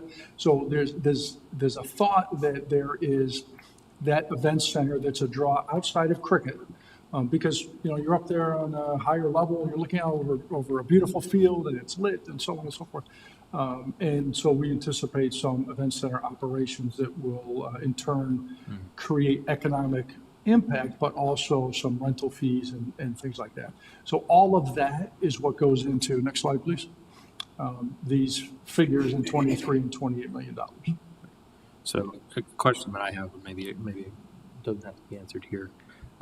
We invest however much money into making one of these options happen, and then that economic development or economic output happens. There's some use value to that because you have rentals and that sort of thing. Right. But how does that translate into the tax revenue? So it doesn't generate a lot of tax revenue per se, other than what we might get from the hospitality tax, what other type of sales taxes would come. So that would be, a factor in it. We would hopefully get some more revenue from ticket sales. We may get broadcast revenue in the future, which we don't get now. So there could be other avenues of revenue, but that's not necessarily what they looked at because that depends on contracts and some other factors. And so far, we've not gotten any cost sharing with the ACE. With the current agreement that we have not received any revenue share because their book show there has been no revenue, and we do not get broadcast revenue. And based on the lack of international standards of our current lighting, they can't broadcast to the level where they think they can make sufficient enough revenue to make it worthwhile. Gotcha. Slide 17, you had mentioned, and I suppose this is a new development, that the 11.2 acres is available. Yes, so going back historically, we purchased part of this land with a grant from Wayne County. And the grant had restrictions on it as to what we could use the land for. Some of it was passive recreation only. You can see the Greenway Trail and so on going through there. In two separate negotiations with the county over a period of many years, we were able to purchase back the restriction, so to speak, where those restrictions were removed. So it still has to be recreation, but it can be active recreation rather than just passive recreation.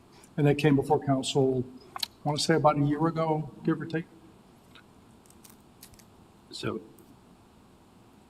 I don't necessarily want to cut down any trees there, but this, I guess it's the entrance pavilion, all the stuff behind the spectator pavilion. Was it ever looked at to shift that down to preserve the tennis courts? Yeah, so the original BDP study has the field in a bit of a bowl, down 5 or 6 feet, I think, which some of the light green area, it's hard to tell from that view, but it's almost a sloped seating area. So that would lower everything down into that bowl. If we were to do the field improvements before the rest of it, and we likely will have to do it that way, it makes it unlikely that we could lower the field to the extent BDP had in their vision study. Could we do it a little bit? Possibly. Could we build up around it? Possibly. Again, these are conceptual designs. The details really have to get worked out if and when we get to that point. Right. So if we go to the question,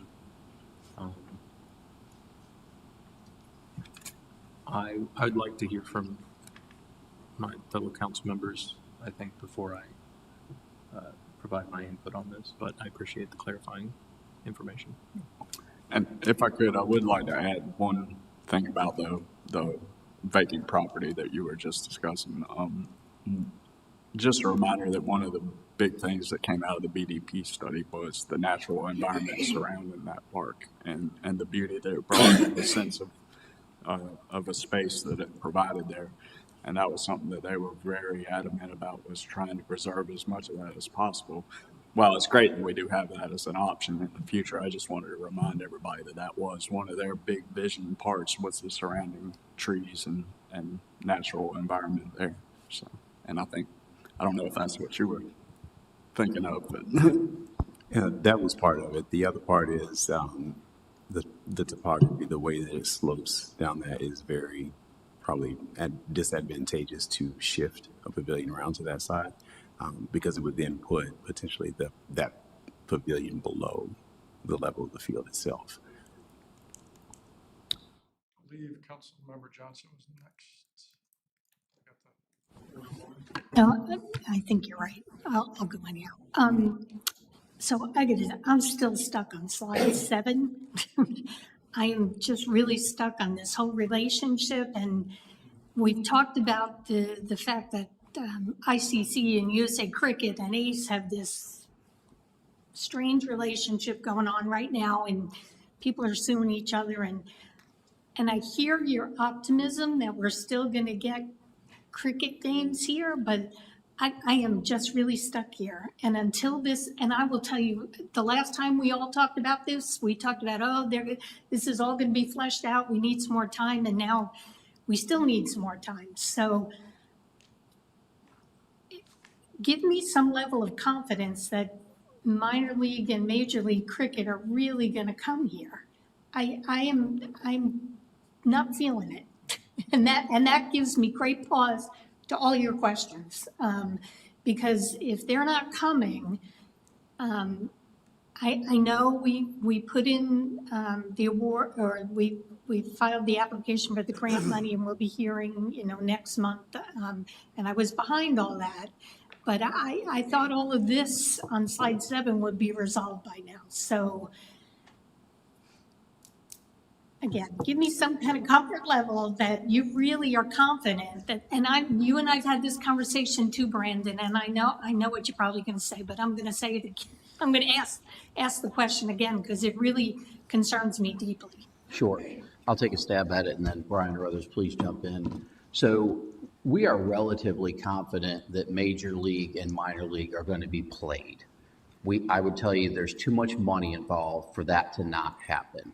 I don't believe ICC would let that happen. They've already done some temporary sanctioning to allow the last seasons to continue and work itself out.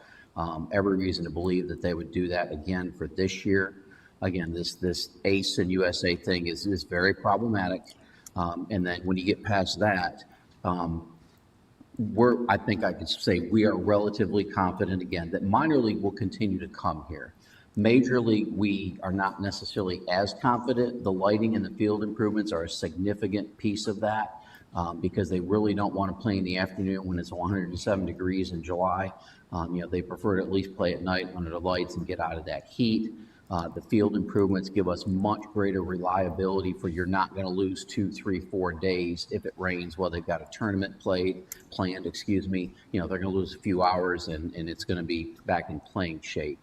So going forward, we don't have answers on what that looks like. I've shared with you before, I believe we're on a bit of a cycle because, when this all started, we were up, they needed us. That we had an amazing field, amazing pitch, and there weren't many around. And then they've started to build some more.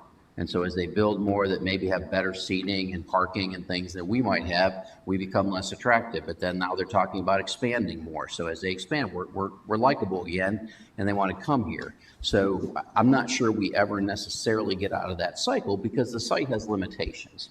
You could, it's a big lift, but you could get to the player pavilion and the spectator pavilion. We will never park the people that will come to this event on site, period. So there are definitely some unknowns. The other thing I would share with you, though, is we're not talking about anticipating trying to start like a player's pavilion this year, next year, probably not in the next few years, because as we talked about at the retreat, we have some limitations on CIP from a debt capacity and other things, and then it also is going to come down to prioritization, because at some point this could be part of a bond that follows a bond in like the 29 to 32 window that might support Fire Station 2 being moved and a community center as an example. So, this is probably 7, 8 years out before you would even consider a bond that might support what would be our portion of that. I think part of what we're looking for is more, are you even interested in us looking into what could be with the player pavilion, the spectator pavilion, and what does that look like from a PPP and other things, if that helps. Thank you. I'm probably going to ask this question the next time we have this conversation too, and you're going to have to give me another level, set me again, or give me another level of comfort. So thank you. I appreciate that. And I understand there's a lot of still unknowns. I get all that. But this goes back to kind of Councilmember Kessling's question about, the return on our investment. I figure that's what, because that's what matters to me too. The investment we put into here, we have to have some return on this investment. And the economic impact is really important, but that's not a return on our investment. That's way bigger than the portion that's a return on our investment. So that's kind of important in this conversation. And then this conversation about RTP, I find very intriguing. Because I think there's some opportunity there because they are looking, this RTP 3.0 is very different from the way RTP started 100 plus years ago. Or is it 100? They're in their, they're in their, 50 plus because they're in their second 50-year planning stage now. But I would like to know, I would like to have a conversation, you all to have a conversation, and maybe you are, having conversations with them about how this fits into their vision, because they are trying to bring in amenities that, they're bringing in, obviously the business environment is still critically important to RTP, but they're bringing in residential, they're bringing in amenities, they're bringing in retail. So I would be, anyhow, I'd be curious to see how they could maybe want to be a partner in this in some manner. But anyhow, that's more to come on that. And the other thing with them too, though, this idea that we're hampered by state law that we can't annex the property. Would they even entertain the idea? Because then we can go together to the state to change that. So I'd be curious what their thoughts are on that. Because it really, the reason it was so valuable to us and honestly not so valuable to them is because it's an outlier piece of property for them. Duke Energy is on the other side, and then on the other side of that is Fujifilm. So, it was very kind of them, but it's kind of, it was a parcel that was really kind of landlocked for them not to do too much with. So, but they could have for sure. I'm not saying that they couldn't have. They certainly could have accessed the property from Church Street like we are. So anyhow, those are just my comments on. And then getting to your question, this question number 1, you're asking for improvements. When you say improvements that are completed, are you just talking about the lighting that we're looking at right now? What do you mean by you? Are you talking all the improvements from this study? We're just talking about the lighting and fixing the field. Yes. Okay. Because as was said, all those other improvements, they're years down the line, but it's part of the vision of where are we going with this. Those 2 more immediate improvements, the lights in the field, are part of it, but really are independent because we feel we kind of need to do that now just to keep the contract with Ace going. And then we also know we're going to attract other major type tournaments because we'll have a facility that can accommodate it. Okay, thank you. And I just reread the question. It said field improvements, so thank you. Thank you for indulging me. But yes, I want to be careful of the field, limiting the use on the field. Again, that's our investment. We need to protect our investment. Allowing others to use it on a case-by-case basis, yes. But I want to be a little broader than I want it to be used. I don't want it to sit there unused, except for 10 or 20 weekends a year. I want it, there are opportunities in midweek and other weekends, so I want it to be used, and then not allowing any special events with the potential to damage the field. I think we need to, yes, I don't want to damage the field, but and we've had this conversation before, I think we need to make sure there are opportunities for the field to be used. If I may kind of chime in a little bit. So with the field improvements that we're anticipating, we'll be able to expand the season to more than just the 20 weekends. Having the additional pitches also allows us to have matches during the week, and we can be more flexible. Like right now, we only have the 4, so we can't put recreational on one side and then professional on the other because there's going to be some overlap. The players are going to run, and they're going to damage some of those pitches. The further apart they are, the easier it is for us to have different levels of play, kind of playing during the course of a week, a month, a season, depending on what Public Works needs to do to, get the field recovered. Like right now at Cedar Fork District Park at MCP, we overseed our fields. That gives us a little more time to be able to have reservations and things in the winter. And we could potentially do the same thing at Church Street. It would cost us a little bit more as far as what we needed to do to the field, both going into the winter and coming out of it to be prepared to play. But we will have opportunities to increase the amount of play that we have on the field. So by limiting, special events to a certain extent, it then gives the staff more time to be able to rebound from any kind of activity that we've had. Okay, thank you for that. And then just one more to clarify here. You're just talking about the field in this question. So in this scenario, we still have the tennis courts, we still have the playground, we still have the shelters, folks can rent them, folks can use the playground and the tennis courts. Okay. Thank you. Councilmember Scroggins Johnson's next, or Councilmember Patel? I think you were, yes. Great, thank you so much. So I have been along this journey with the majority of the council members, and I have some concerns about the contract that we have with ACE and the fact that we have not yet had any revenue sharing to date. This to me was of special interest as it reflects the lighting, you know, and when we decided earlier that we were going to go ahead and apply for the Wake County grant to improve the nighttime play and hopefully at that point tip the scale so that there would be some revenue generation. Right now, to date, the town is funding a lot. And to ask for expansion and further restriction on a town park so that the majority of the public cannot participate by removing of the playground, removing of the tennis courts, I'm having a little heartburn about that. And I am thinking that we're going in the wrong direction.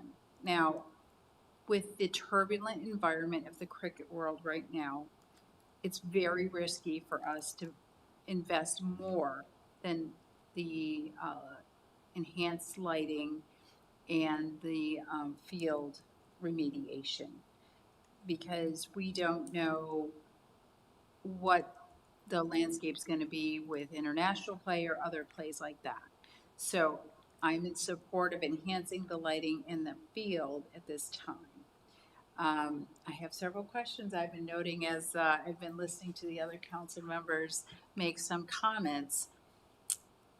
Can the staff provide an example of a special event that would be allowed on the cricket field that would be considered light use?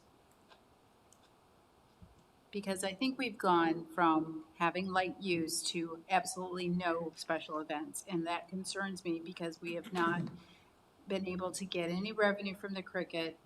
And now we're further restricting the public use. I think based on what we've seen, we've had some events out there that has caused damage. I haven't been around long enough to know all the events that we've had. So just in my experience, what I have seen, the events that we have out there, have had out there, they've caused damage. And we put up some precautions this past go around when we had a group that was wanting to rent the field. They ended up, because of, I guess it was rain, I think it was rain, they ended up moving. So we did have some, things put up. But right off the bat, light events, I'm not sure of. Brian, do you have any answers for that? Yeah, I'd prefer to not name any specific events, but I think events that are geared more towards heavy participation without having a lot of heavy equipment on the fields. The example that Cindy's giving is our traditional large event that's been out there. We made some stipulations. They had to put certain things down, restricted maybe the size of the stage or something like that, because those are the things that are more impactful. If we can have events that do not have a major impact on the field, I think it's more than doable for us to have things out there. What we've also seen is, in last year, a significant increase in cricket events that want to use the field. So several other organizations that want to hold tournaments, that want to do youth programs and so on.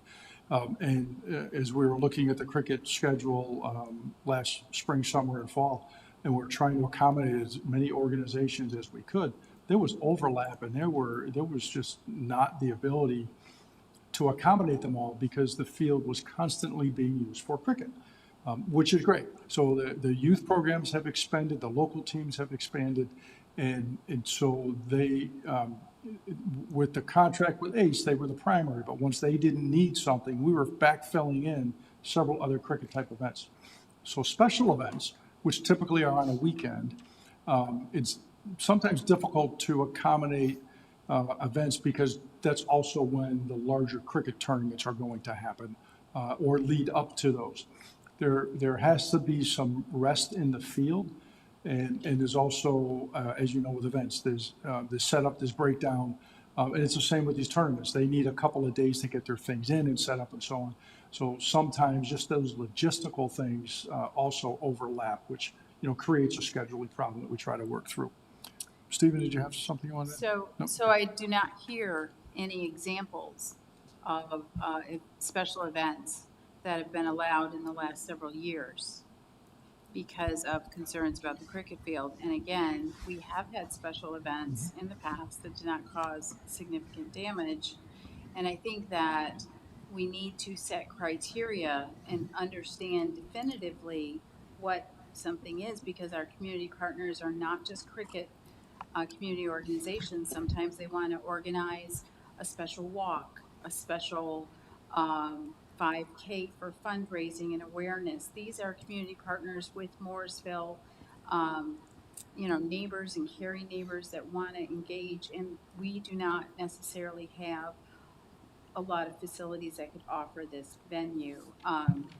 I know that with our agreement coming up with Wake County Public Schools and the new high school and the new field requirements at Cedar Fork Community Center, we will be further taking offline the community center for special events, for community walks and so forth, because there will be a lot more athletic field activities from the school as well as potentially programming from the town. So I'm concerned that we're further limiting special events for our community partners, and we have to be very clear about what our entrance and exit criteria. Any comments? Okay. I think I can make an example, maybe. Like Brian said, we'd hate to name, specific events that we would allow, because we get requests for all kinds of events. It's crazy some of the stuff people want to do around here. But anyway, I think there's been some food truck rodeos out there in the past. Those would typically not impact the field. Our Green Day event that we hold every year out there has zero impact on the field. We could have tennis tournaments out there, obviously no issues. I think the shelter still gets rented routinely by small groups that have no impact on the field. So much like Stephen is saying, and much like you had alluded to, we could host walks. We could host, be a starting point for a run if they're going to use the trail or something of that nature. Yes, absolutely. That's what I was referring to as something that is low impact to no impact on the field. But when we begin to have the events who want to bring in vendors and place them around the edge of the field, and there's a lot of people walking across it, that then creates wear patterns that the public works staff has to have out of the field if it's going to be a broadcast event that's coming up, because we don't want the asset to look, we'll say, unpresentable to an international audience. So I think that's more so what I'm referring to as like a light event.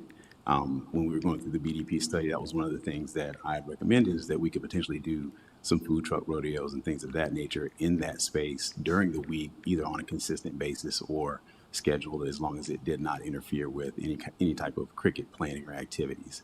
I think one of the disadvantages we have right now as far as time is, much like when Major League comes in, we have to shut down our facility 2 weeks in advance for them to be able to bring in all of their temporary amenities.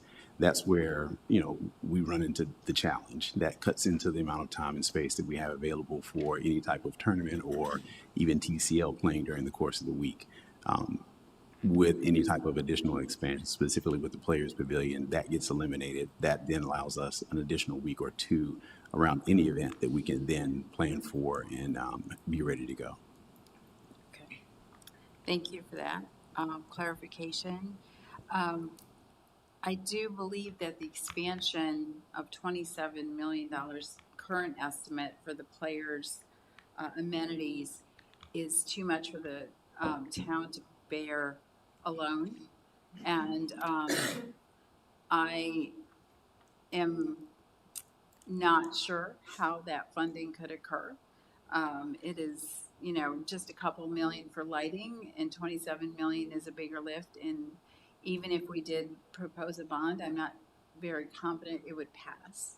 because the majority of the, it's a regional amenity. And a lot of the Morrisville community does enjoy cricket, but there's also a large contingent that do not play. And that would further restrict the use of the park. So there's some concern there about that $27 million investment without a partner. I would like also to better understand this prioritization of the Shiloh Park. You know, I do like Mayor Pro Tem Urbati's looking at things maybe in a reverse order. I know that timing with the Olympics and everything is aspirational. However, if we enhance Shiloh and get more engagement there, that may offer a second field that is a lot more use, that allows us to be even more eligible to have teams practice. Because just having a single field is I think, a weakness right now. But if we have a second field that we prepare that is a little more robust, that would be good. Also, the fact, the proximity of the field to the road that cannot be expanded, we will never have a stadium. So that 27 million just sticks in my mind as we're never going to have a full circle stadium. And you know, what can we do that will further enhance that attractiveness for different organizations? A second field, to me, would be the prioritization there. So, and that's all I have for now. Thank you.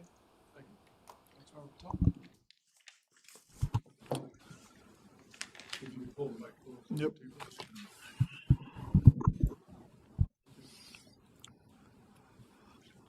I have several questions, so let me make sure I frame them correctly. First question I have is, what are we getting out of our current arrangement with minor league and major league cricket, the 10-year contract we have? I guess I'll just take a shot at that. Okay, so could you repeat the question for me again, just to be sure I'm clear? So what is town getting out of that arrangement we have with minor league and major contract? Yes, contract. I'll give you my opinion first. Right now, I think we're getting the attention of the cricket community in the United States. It does give us the advantage of, one, being known as not only a town, but a facility that can manage and handle larger scale events. It puts us in a good position because, again, we are a known facility. Though ACE is trying to go out and recruit municipalities, people who have land to be able to build facilities on, they're not having success. We have our facility, we are here, they know what we're capable of doing. When they go elsewhere, they regret not being here.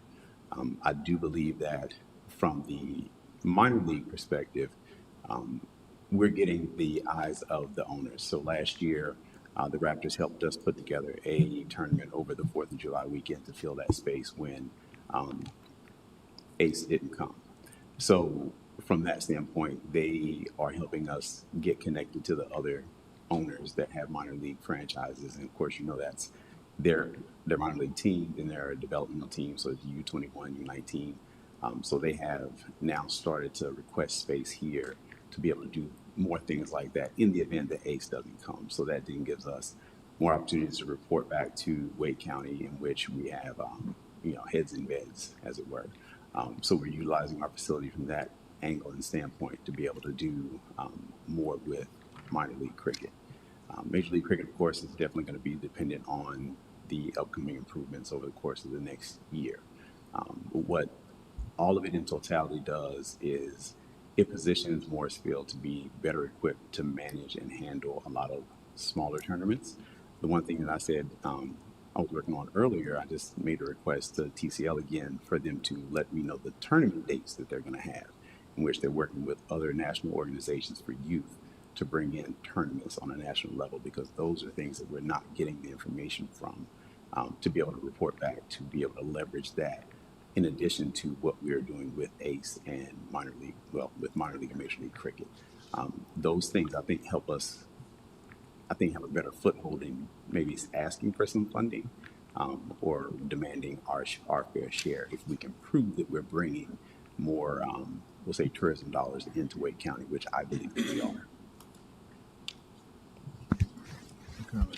If I could jump in, I think one thing that we lose sight of when we're talking about what we get out of it, while it's not a direct funding source for us, but it does, when these big tournaments come, not only do we bring in the hotel and room tax money, but, they have to bring in a lot of stuff to have the tournament here. There's a lot of rentals, there's security, there are a ton of people at this event and a ton of equipment, and that all costs money, and that all is coming from local groups and local organizations. So that's all money that's coming into the area. While it's not directly coming to the town, it is an economic impact for us.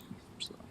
Yeah, and with Steve mentioning that it's factual. I actually know people who work for Rhino, who is the security agent that works for the security company that Major League Minor League Cricket will contract with. So they bring jobs. They 100% do, and that's with everyone that is coming in and having different aspects. So it's the security, it's the event staff, it's the rental services, because we work with them, dropping off and picking up different rental equipment on any given day that, things are kind of in place. So that's 100%. I keep forgetting that fact, but that is true. I think just one other, sorry, it's really picking me up. One other thing to keep in mind is that you're providing an amazing amenity to your community. So while we are working hard to bring in a lot of, national level cricket and even some international level cricket, I think Ryan would tell you we could keep that field busy for most of the season with TCL, other local leagues, training opportunities and things like that. So, the agreement has not gone the way we anticipated it would, particularly in terms of cost share, or revenue share, which is unfortunate. But we are still providing the community with an amazing amenity for a very popular sport across the board, across our entire communities. I just think we want to keep that in mind as well. I'm a huge cricket fan. Last month I was in India and I watched the first cricket match played at a new stadium in my hometown. But I've also seen the traffic and the impact on neighborhoods, right? I would love to see international cricket match in our town. But if we can go back to slide 17.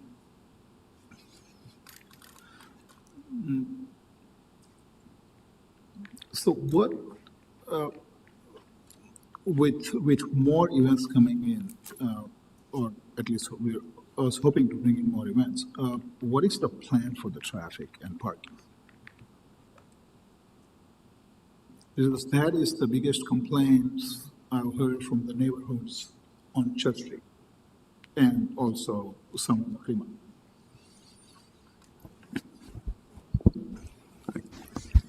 That's a challenge. I'd love to put a positive spin on that, but we don't really have a positive spin to put on that. So we have been working closely with the neighborhood immediately to the north.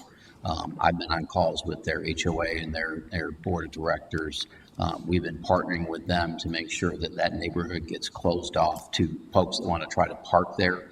By closing those entrances, collaborating to post someone at the entrance that if you don't live there, you don't get in. It's still certainly disruptive, but we've tried to mitigate that. Beyond that, it is that there's a lot of traffic that's being put other places. They've had some challenges of late because some of the parking lots that they've tried to use, they no longer are welcome to use, and that's because the folks that park there abuse the opportunity to be there and leave trash and do other things. So we have helped them, I believe, with a fairly good system of shuttles, of buses, bringing them from places like Walmart, from down off of Church Street, from other parking lots where they're able to make arrangements to make temporary use. But that will always be a challenge for us. There was a recent study done related to some conversation on the TOD as to whether does Church Street get widened.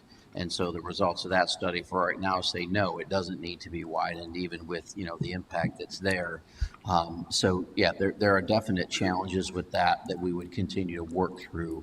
But I would love to tell you we have a long-term solution for that, but today we don't. And if I could too, I think one of the big things BDP focused on when they were looking at this was the walk to the stadium. As some of us went last year to New York to see the World Cup matches, we walked probably a mile and a half to get to that stadium, and nobody complained about it. I mean, that's just what was happening, and so trying to promote that here and make people realize that they can walk to these things. They don't have to drive everywhere is something that they were really focusing on. But as Brandon mentioned, they were also looking at shuttles and off-site parking and that sort of stuff as well. So. And we also have to have sidewalks to walk. Yeah. We also need to have sidewalks to Correct. for people to be able to walk. I've been to other, NFL stadiums where I have walked a mile and a half to get to the stadium, but we don't have that. And sometimes that mile and a half, you're still in the parking lot of the stadium. So they build huge stadiums and huge parking lots around it. And to Stephen's point earlier, what they saw when they did this study by BDP was that this is a neighborhood park in the middle of a very rich, almost forested area. And that's very unique. And that most people who watch cricket games or go to these, they will walk that mile and a half, whatever it happens to be. So offering the shuttles has helped, but a lot of people do walk, and yes, the sidewalks need to be there for them. But it's not the same concept as we've got a baseball field or a football field or something like that with a big stadium where we want parking all the way around it. That's just not something that would fit, number one, but it also takes away from the experience and the ambiance of this kind of a facility. And to that point, one of the things that we continue to talk about, meaning, the town and ACE, because I still do talk to their representatives on a regular basis, is how can we make it work? So yes, we do have sidewalk access from some of the satellite parking places that we use. Cedar Fork Community Center is one. We do have sidewalk access. It's all the way to the stadium using the trail included. Iron Mountain does have sidewalk access. So there are some places that we could further look at that are a little further out that have sidewalk access that we could utilize. So we do talk about, the last mile type aspect of bringing some level of excitement as you go up to the facility.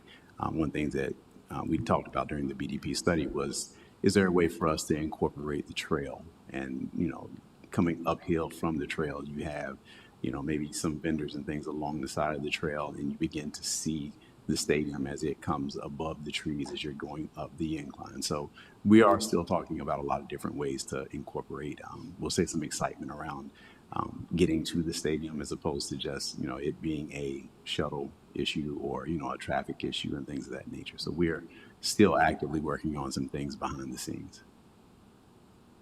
I'm sure this has been considered, but I'm not aware of it, so I will ask, is there any possibility of another entrance or exit from the stadium on another street, like Davis Drive or anything? Or, I mean, not Davis, but McCrimmon?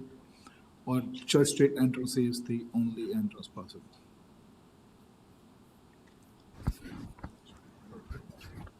Yeah, I don't see another entrance there. As you know, DOT is also working on the McCrimmon 54 interchange and the McCrimmon Church Street interchange. And so that's going to change as time goes on. And I don't see a scenario where we could add another access point. We have looked at the other side, and there's some Duke land there, but it's, we've looked at that as a possibility. We haven't really made any inroads in that as of yet, but we're looking at all those options and opportunities. Some may work, some won't. That's part of this. As we get to the point moving forward, then,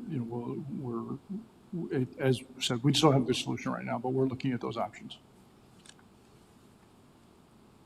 Thank you for that. Okay. Councilmember Gamal? I just wanted to make sorry. statement, which is I would rather see us make some investments in improving the infrastructure before we spend 117 million on improving the stadium to whatever this was suggested by BDP study. Meaning ancillary infrastructure around, like sidewalks and stuff? Not only sidewalks, perhaps widening the Church Street, because without that, you still have issue with the traffic in the events. Sidewalks would definitely, sidewalks are needed either way, right? But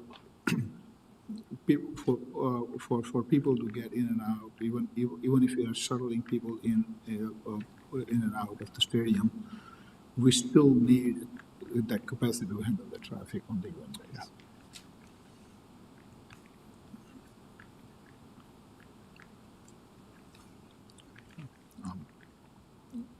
Councilor. Can you go back to the questions, please? Okay.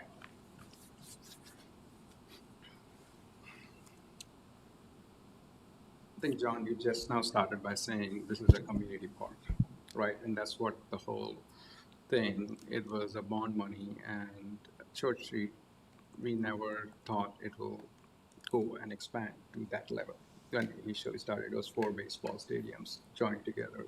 And that's how it started. If we had known that it would go this direction, then we would have considered the parking, we would have considered all the bells and whistles that would happen. And we, unfortunately, we are the only municipality in the entire country that invests in cricket because our population supports it and people play.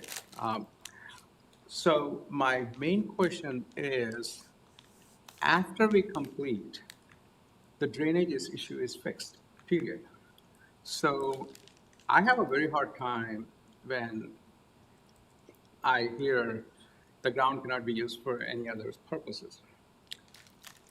You're fixing the drainage. We're basically, right now, there's no drainage, and it becomes mushy, it becomes everything. It's not gonna be fireproof, though. Fire is different. So, I went to see the World Cup finals in Barbados. Hurricane, and 12 hours before it was pouring, and afterwards they played the World Cup. So the whole drainage system actually bought me because I was in the front row and I could see that thing. It was perfect. Everything was just amazing.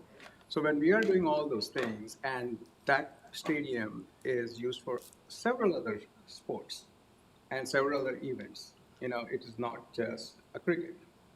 I can understand the pitch. Don't touch the pitch, but there are other areas around it. The reason I bring it up because we want the community to go and play or do something around it because it's their tax dollars and it is their money. So right now I can understand, but if you're digging and making all the drainages and everything and sprinkler systems, so I'm having a hard time why, it can't be used for other events. That's number one. Number two, are we still bound by the ACE agreement that we can't host any more matches that are broadcasted out, or are we over that? So we can't host what would be considered a competing tournament. That term is defined different ways by different people. So ACE did not initially want us to host the other tournaments that we had agreed to host this past year. They considered them competing. We did not. After talking with legal counsel and working out some negotiations with them, we went forward with at least starting the process to allow those other tournaments, because in our mind, they weren't competing. They were different formats, they were different lengths. They didn't compete with the time or date or broadcast of any of the other ones. So yes, that provision is still in the contract. However, we are taking the perspective that's much more succinct about that definition, allowing us to now use that facility for something else. If ACE isn't going to use it, it shouldn't sit there dormant when there's another tournament that wants to come. And that's what happened last year, and we And were able to that's, work through that's those. the reason I'm bringing it up. Sam Barbie wanted to play. Yes. And so like NLC, Mhm. NCL, they wanted to play. We are losing revenue, and these are big dollars. Yeah. Our contract with A's was not the best contract, and we're still hanging on the $1.4 million. If this negotiation of allowing other tournaments not happening, I'm not a favor. It's better to basically let it go. Otherwise, we are holding millions and millions of dollars of investment without having the ability for people to use it, other people to where we can have a better contracts, where we can get more money out of them, and right now that's just not happening. Being fair to both, but for us, we are responsible to our tax dollars and our people to give the games. So With one of those organizations, we did come to agreement on a contract, and it was supposed to happen, and they backed out.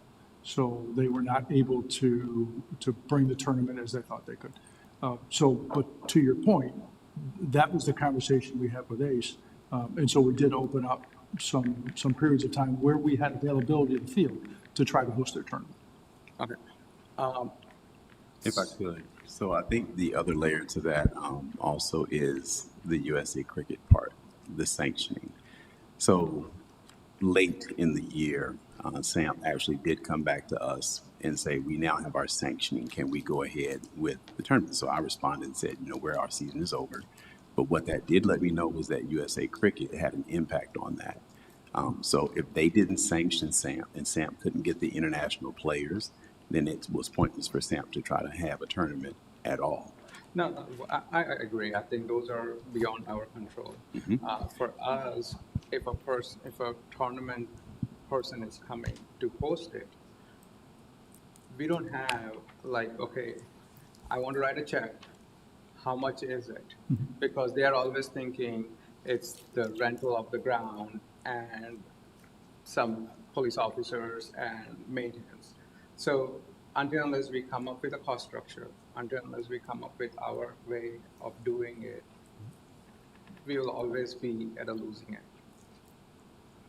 So I mean, that is what it is, because 80% of almost 95% of the money is made on airtime. It's not on sales of tickets and all those things. And certainly this will improve after keeping the lights. People can really, because I and Liz were trying to sit at 110-degree aluminum, seats. It was like literally burning, and it makes no sense for our people to go through that either. So I go back to that first question. If the drainage is properly taken care of and our ground is robust, like Wembley Stadium, they play soccer, rugby, and like the whole big concerts, and they're still ready to play next day. So what is going wrong with when we are spending $4 million and we are not able to use it for our people? That's where I'm having a very, very hard time. So the problem that staff runs into is that we want to have everything on that field. We cannot continue to have everything there all the time. When you schedule a major league tournament, let's say, and then you have a special event the week before that, and then they go out there, this major league tournament is set to be broadcast on international television, and then you have an event before that that damages the field. And then our staff has to drop everything, hope they can get the supplies that they need, and make the repair before this is broadcast. The whole time, the broadcast people and the tournament people are about to lose their mind because they don't know if they're going to be able to have the tournament. With due respect, we're not getting any money out of broadcast either. And we're spending money to fix all the repairs. So, we had to spend, I think it was roughly $20,000 to fix the field after one of the events. So, I mean, it's not nothing. And that's not including the staff time that went into that. That's just material cost. So, I mean, even after the drainage system, you're saying? Then I mean, the field can still be damaged. I mean, if somebody walks in a circle in the same spot for an hour, it's going to be damaged. There's no stopping it. So from my experience, the advantage of having a drainage system is the sand base. What ends up happening is if there is an event, much like a concert, they can tear up the grass either before or after, put down whatever tarp or, hard surfaces they're going to have the concert on, and then go back as the day of or the day after and begin to resod the entire field. That's the flexibility of having the money and the staff to be able to do things at these large stadiums. We don't have that. If we came to council and asked for the amount of money that it would cost for us to be able to resod a field on a twice a year basis, I think you guys would probably laugh at us extremely hard. Well, I think this conversation can go, but I would go with saying cricket is okay as long as we are making money out of it, and otherwise, I've heard from TCL too, like they are not getting the field either. Many of the people keep on complaining to me that we are not getting at all. It's so less compared to the years before. So, like the whole year, we are concentrating on 10 weeks, like for the broadcast, which we didn't even have last year. And that is over by, June or July, usually. That's where the time is. And as, Liz or Vicky was saying, like from October, or you were saying, like, from October to next May, what are we using it for? So think about it, because, and also talk to other stadiums, how are they managing these amount of people who are having day in, day out kind of a thing. That's just a learning curve for us, because even if there's a damage, how do we come out of it, or what is the thing? Because right now we are basically doing ground zero. We are removing everything and redoing it. This is the time for us to know before anything else. And again, like in other sporting events, they can have volleyball, pick up volleyballs or, those kind of things can always be played. Or a soccer too, but I don't know if you'll allow the studs to play. So that's the thing, it's restricting almost everything just because someone wants to watch international. But, and the other thing, I'll talk to Brandon later, but RTP3, watch out for that. RTP3, watch out, because last week I just had a lot of conversation and there's a lot of synergy around that. And so I'll share what I had conversations. That's it. So I hope RTP3 is good things. I hope RTP3 brings good things. I couldn't hear what you said. I hope that RTP3 brings good things. He hopes RTP3 brings good things. I haven't said it's opened up all kinds of. Okay. I agree with staff recommendations here. Essentially, I think that this upcoming year, after we get the lights in, this is a good time to test what events are actually going to damage the field. So try to be careful to not do it a week before something that's going to be broadcast nicely. But I think this year, give it a little extra leeway, live on the edge a little bit there. We know that certain things are bad. We already know that. Certain things that might be okay. Let it happen, and then we'll decide whether or not next year, when it really matters, when this is the field that's our field forever. So that would be just my thought about that. I like the idea of having pick up volleyball, soccer, ultimate. I mean, the pitch is right in the middle, so you can't have a regulation field of any sort, but you can have smaller things. I'd love to see more kids organize sports like we have at Cedar Fork. If we can have some of our soccer over there at Church Street, it would introduce a whole new group of people to another park. In the long term, I think I'd be okay with the Players Pavilion, but I don't want to lose the tennis courts. I still want this to be a municipal park. So if we're open to the idea of having nice locker rooms and things like that, and the media center, all that stuff, I think we can just do part of their vision rather than the whole thing. I don't see that happening anytime soon. I like the idea of doing these $5 million, and if we can get Olympic warm-ups here, that would be great. So I was trying to interpret whether or not Harrison, Councilmember Kessling was asking, is that enough to get the Olympic to come? That's the question. I mean, I think it's enough for Major League Cricket because they've done it before. They've shown that they can upgrade our thing. I'm not sure of international high level, if those two additions are enough, the fields and the lights, or the Olympics or thing. That's kind of like, I was hoping World Cup. That didn't happen for us. What can we do to make sure that we have Olympic players here? I want to know what that red line is and how we get there, because we have a couple of years.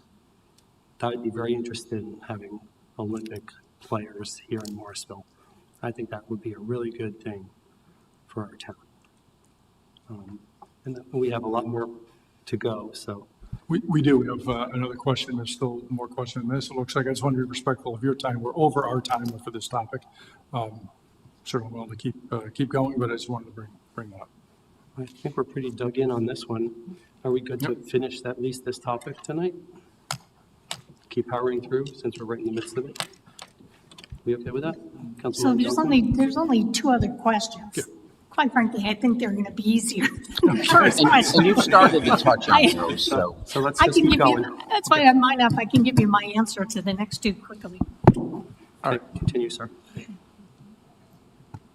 Okay, so we are ready for next question number 2. Is Church Street Park going to continue as a community park with a cricket field, or is it going to transition to a cricket park? Staff does not have a recommendation, however, there are issues to consider with both.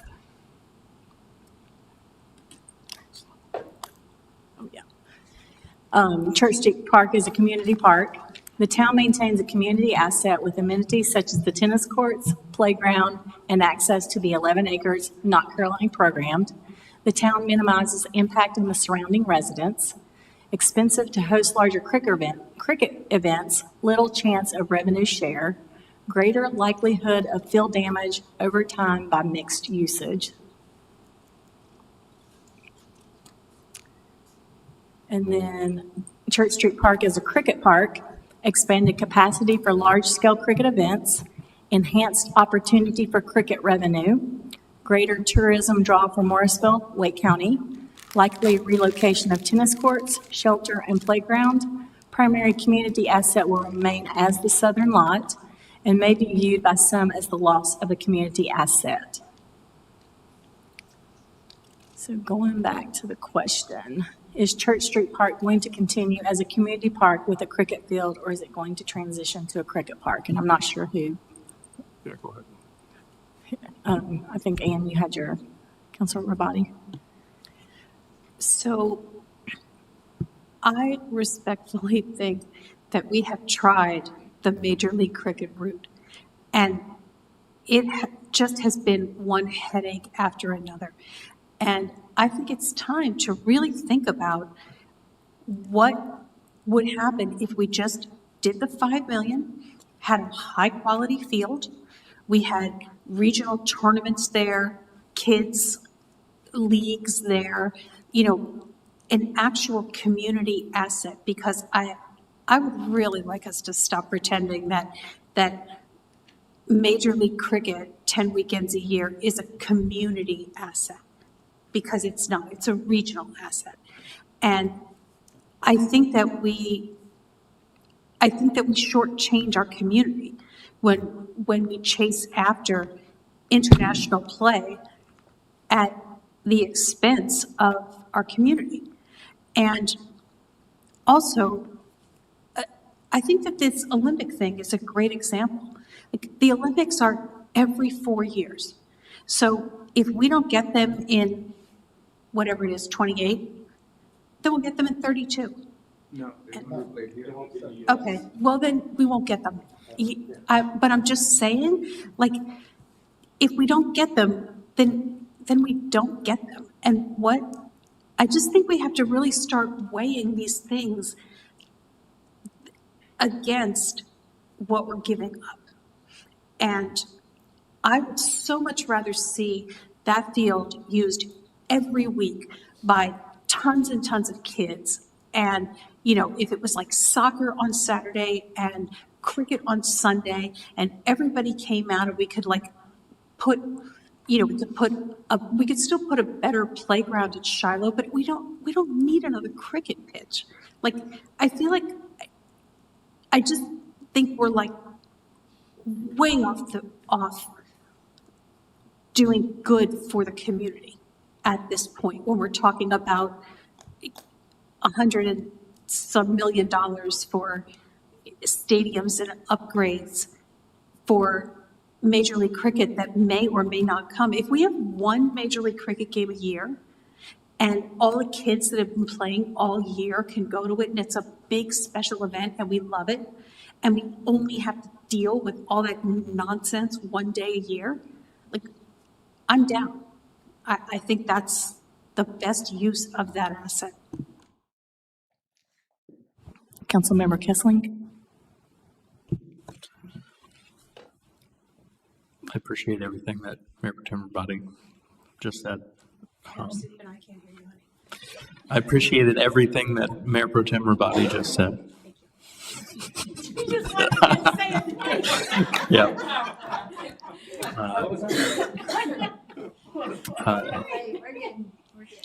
So there's a lot of layers to this, and I would have probably much rather appreciated this question asked first, because this gets at to the vision of this park. And I think there seems to be consensus on the short term for this park.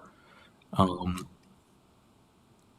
I've heard a lot of things that I like from my fellow council members.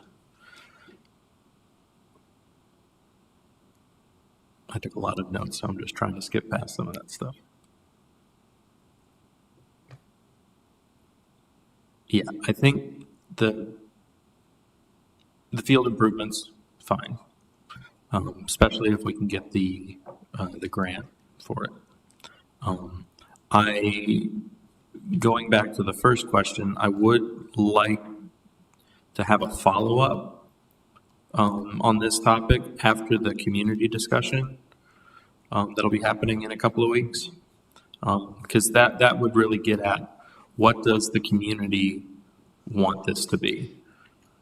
Right, we can talk about, you know, what our thoughts are, what staff's recommendations are.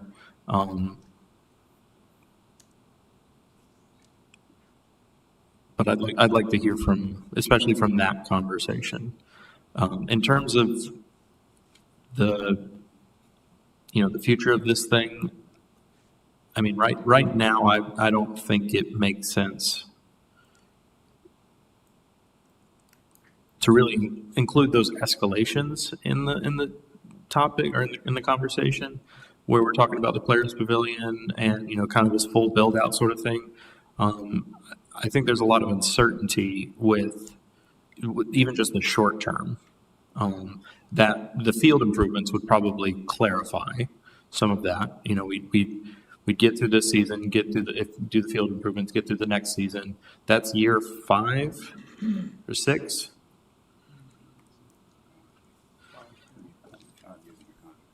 Right. I'm thinking in terms of, you know, of this contract. I mean, I think the visioning study and whatnot, that's like, what does cricket look like in Morrisville in 100 years or 50 years, 30 years, whatever it be, not like 10 years, I think. I think that's a little bit too soon, especially in the context of Olympics. One thing that I wrote in here was that, so I heard that Morrisville is becoming a spot on the map for the cricket community. There's excitement about coming to Morrisville. I think if the cricket community wants to play here, they probably should put some skin in the game, right? We shouldn't be fronting all of taxpayer dollars for something that's essentially a private entity that I'm hearing that we're not getting much direct revenue from. And so I, kind of going back, I'm not favoring rushing into this, rushing into stuff. I think waiting on some of the resolutions with ICC and ACE, and certainly running out the contract would make sense. But I think the field improvements, that's probably what's needed. So a community park, essentially? Yeah, community park. Okay, so as Councilmember Johnson said, if we can sort of try to be towards that. Yeah. Let's try to answer that as quickly as we can, because we've had a chance to really talk about a lot of the other stuff already. Sir, who's next? Councilmember Johnson, you're next. Either you or Councilman. Okay, I think they all kind of went up at once, so. I think Councilman. Okay. I'll make it quick. So I'm good with drainage and lighting improvements, especially with the grant. But as Councilmember Garimala said, this park was built with bond money as a community park. So let's keep it a community park. If we have enough teams, leagues, local organizations who are willing to rent the place, rent the field and use it during summer, then let's just have them use it instead of worrying about what we can do to bring in major league and the Olympic tryouts and whatnot. That's it. So it has to remain a community park. I'm looking at the question, or is it going to transition to a cricket park? Maybe one day, but not now.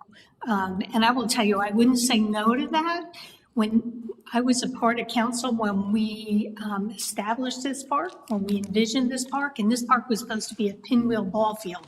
It was supposed to be for baseball and softball, and then clearly it transitioned to what it is today. And in 2010, I would never have imagined we were going to have cricket here in Morrisville. So will this transition to a cricket park? Maybe, just not now. All the investment that's needed, and I'll just jump to question 3 with what are we going to do about the tennis court? Nothing. We're going to leave the tennis courts. We're going to leave the park. And I think we play out the situation that we're in now.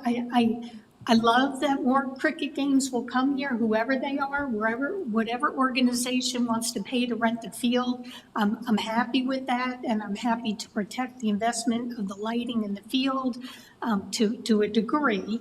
But I think that's it now. I think we're in a pattern here where we need to see what happens with slide 7. I'm going to go back to slide 7 and ICC and USA Cricket and ACE and whatever's going on in that world too. So I answered question 3 too. So.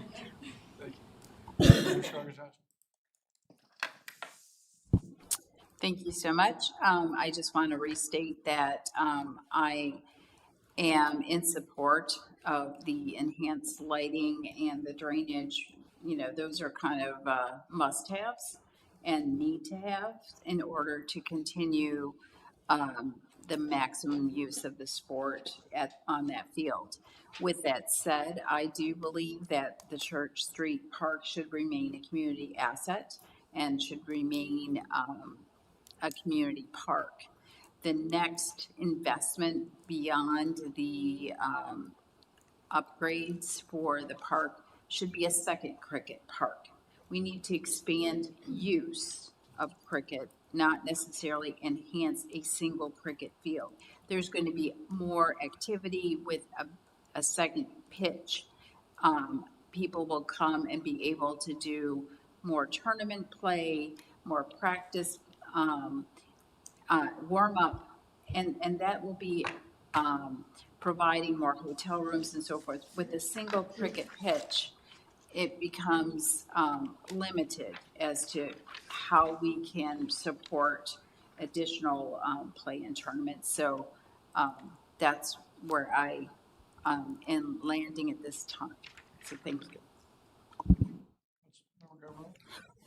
I have a different perspective. It's like, it's a chicken and the egg kind of a question, because you give the good ground, you give the good drainage, good lights, and think about, there's a lot of women cricket getting played. They need restrooms, they need changing rooms. Okay, no team in ICC will not even allow any games here till you have a proper facility for them to, for the players. I'm not saying you need a $27 million, pavilion, but that is a basic of things. And from the earlier slides I have seen, we are losing money because they are pushing all those things and coming, and the cost sharing is not coming because they are bringing all the porta potties or like mobile units and those kind of things. That's not sustainable.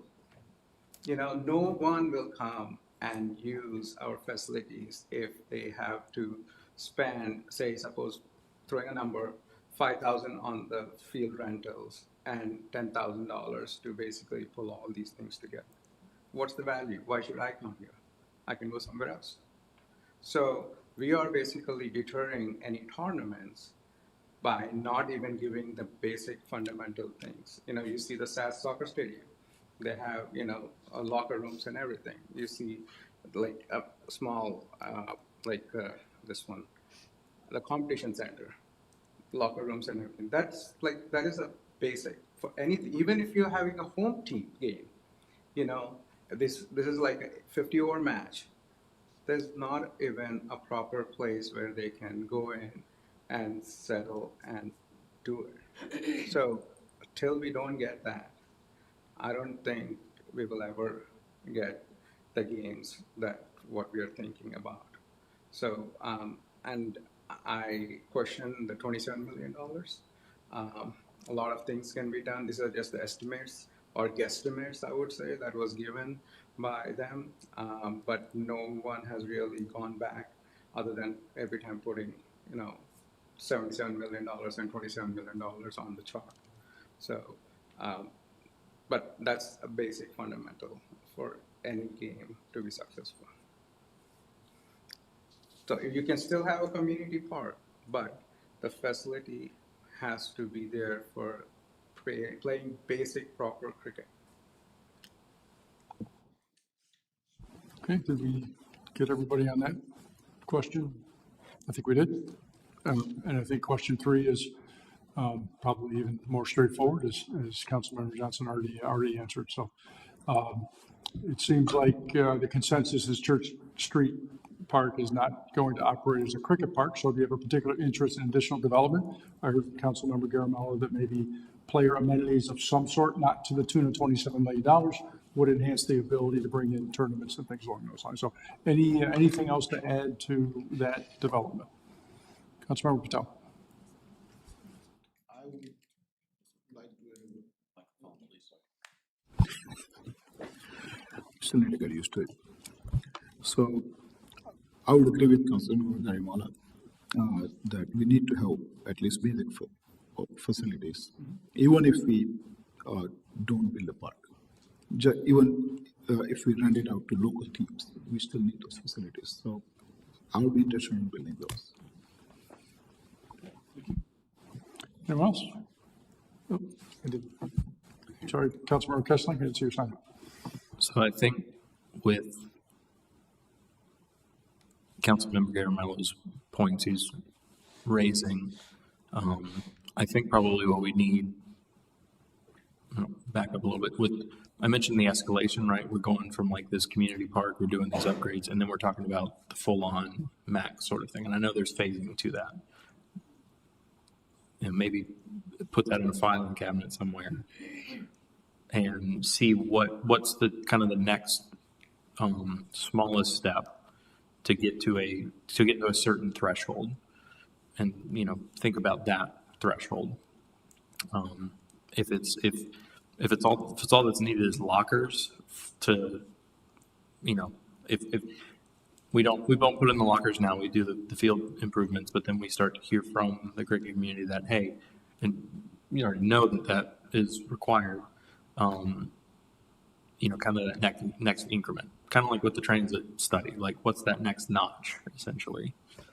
That's my thought. So, yeah. Pro Tem? Sorry. Oh. I feel like I covered this one too. I think so. Thank you. Is your sign still up? No? And, okay, so we're good on question 3? Oh, Mayor?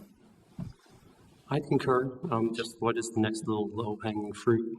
If we had been able to go back in time, I think our southern lot building would have been also a locker room. But we didn't make that decision then. I don't know if we can retrofit that other storage room in there, and along with the public work shed, 2 separate locker rooms, something. If that helps bring other tournaments, at least on a temporary basis, it's just a thought. But let's use those parking lots and build things there. Let's figure ourselves some parking minimums and maybe put it in another structure. Councilmember Germel? Yeah. There's a lot of potential where you can make money. We have naming rights for the stadium. Throwing a number, $1 million, per year for the next 10 years, $10 million. Then you have pavilion, which can have naming rights too. And the stands have naming rights. I think the money will come from that side, but I think we put all the policies, but I have not seen anything that is generating from that area too, because we are not saying we want to spend all our money, but there are areas from where we can bring that money in to the best of our ability to use it. And this is a perfect example. Even the people who were who were they? Like they came and gave us those sponsorship guys. Yeah. So they basically said the number one is Church Street Park. Naming rights.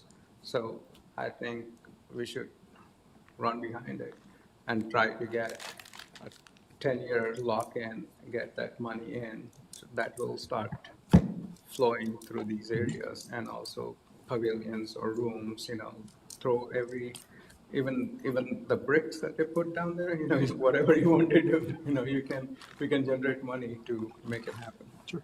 Mayor Pro Tem?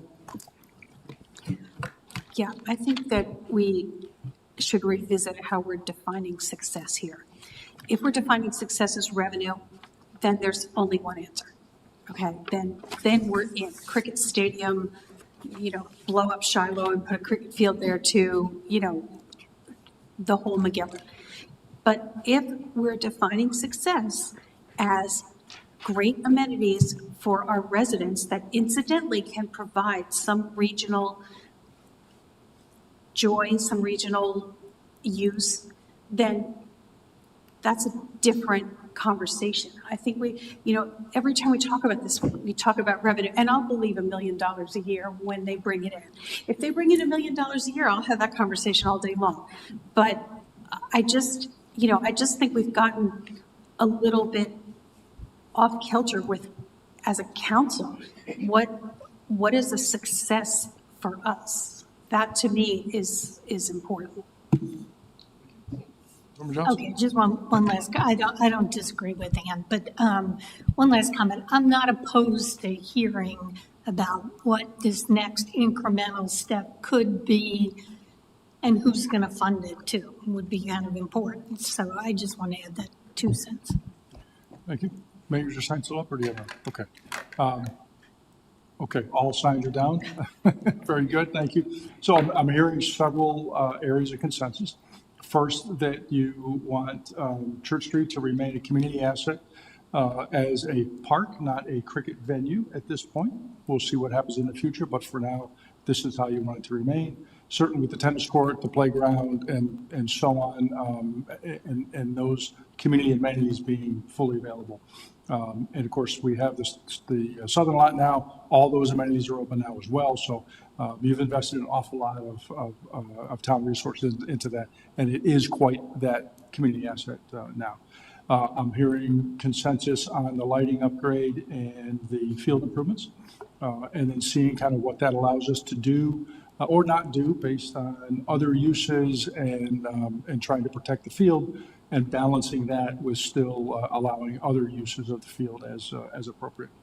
And that there are some things you'd be willing to entertain, such as amenities for players, that we could look at maybe adding as the time goes on, maybe with naming rights dollars or something else. So we also enhance the ability to bring in other cricket type of tournaments and provide the amenities that would do that, and maybe would bring the Olympics.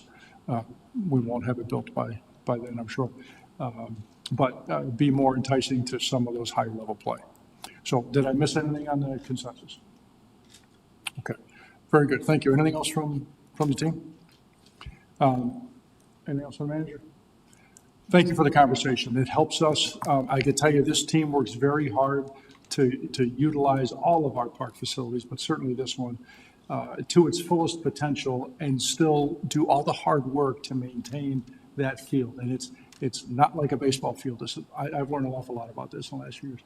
It's a lot of work by Stephen and his team, and then Cindy and Brian to activate it and to make it useful. And it has become a destination, and that's great. So now we have direction on where you want to go to keep that direction going and how you want that to go. So I appreciate your time and your involvement. Yeah, and I would like to echo how much critical we are. We are very appreciative of all the work that you guys do, So it's not easy to especially hear from all these world-renowned people who give 10,000 ideas. And you guys have to, listen to that and ensure what from Morrisville side we can do it. Appreciate it. You guys have to go do them all. They contradict each other, that's your problem. Figure it out. Very good, thank you all. Thank you. Thank you. Passing it to Town Manager Zudema for a second. Yeah, thank you. So clearly, we're not going to get to EOP tonight, which is fine. I think we're going to make time to bring that back on the 26th as part of a work session. I think what I would ask, if you have any particular thoughts or questions about that document or the conversation that I shared with you, please send those to me in advance. Please don't send them to everybody and start a conversation, but would be interested in hearing what you are interested, so we come back prepared to have a good discussion. Also, just want to share with you that I'm leaving tomorrow morning for Winston-Salem. The managers conference is being held, and I'm committed to being there to volunteer on one of the committees. I'll be back Friday afternoon. Giselle's in town. I'm also available, but Giselle is here if you need anything. You've got one item left on your agenda, and that is Kayla for Rule 25, which is primarily around proclamations, and then Rule 35, which is primarily upon a council request to bring that back for discussion. I don't think that Rule 35 is time sensitive unless you do. If she could have 5 to 10 minutes to give you some quick information on what she'd like to do with proclamations, just needs you to then send the form back in. We won't have you do it here, but if you could let us get that information, it would help her do her work, if you don't mind. Kayla, thank you. No pressure, Kayla. Okay, it's done. He said 5. All right. 5. Okay. Good evening, council. Microphone. Oh, thank you. All right.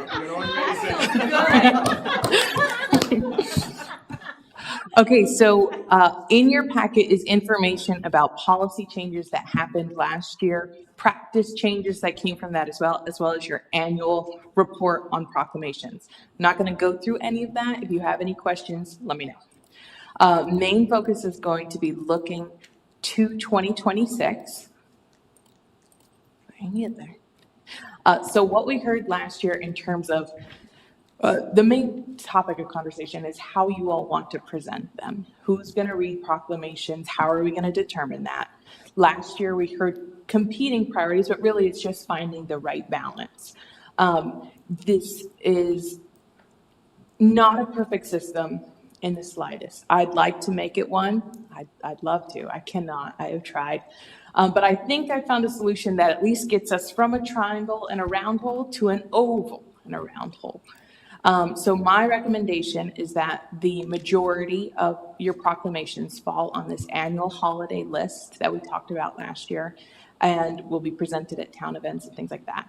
We have about 21 of those, and so I would recommend that you assign 3 to each, and that accounts for the passions that you all talked about last year, but it also gives us a clear determination. The others would fall into either a rotation or a talk it out. So rotation, we had 2 great examples today.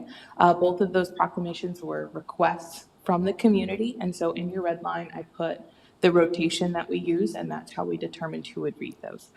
The talk it out would fall to anything else. So if, let's say, one of your 3, you get sick and you're no longer able to attend, or we have a new event pop up or anything like that, it would just fall to you all to talk it out. Is there consensus on this recommendation? Is there any, can I get anybody not comfortable with this? We'll start there. Head nods, we're good? All right, perfect. So like I said, this is an oval, not a circle. So what I'm gonna do is I'm gonna give you this sheet. You can fill it out physically and give it back to me, or I'll send out a digital in the morning. This is about 21, I think it's 19, that we have confirmed events. We know we're gonna happen. I've got the dates here if I can give it to you, and I'm gonna pass these out actually. We'll pass. Thank you. And so on that list is you're just gonna rank your top 5 all the way down the list, only your top 5. Then either, if everybody votes for 2 of these, this bottom section here, these are ones that don't fall into our policy to typically read, but to get us to 21, I'm recommending that you just elect 2 for 2026 that will be read at a council meeting. So we can talk more about that at a future work session. You filling out the sheet will just give me a starting point, and then we can do more discussion. Councilmember Scroggins Johnson. So I will say that we have tried this a little bit, so the new council members won't have the same experience, but I did prioritize some of the proclamations that I wanted to do. And in some cases, there were several council members that wanted to do the proclamation. And I was really disappointed to hear that some council members would not relinquish their raising of the hand. I only had 2, and one of those being Morrisville. And the mayor would not let me read the proclamation. He wanted to share it. So I just want to be very clear about these prioritizations are not to be shared. They are to be, if you're selected, you read it. The Dr. Seuss proclamation that we had like 10 years ago was a shared proclamation before you and before, I think Liz remembers that, where we truly shared the proclamation. But I would really appreciate that if I'm going to read a proclamation from this list, that if somebody else also wants to do it, that either one or the other and not both do it, because I just was very saddened to know that somebody that reads a lot of proclamations wouldn't give me the one event that I had requested.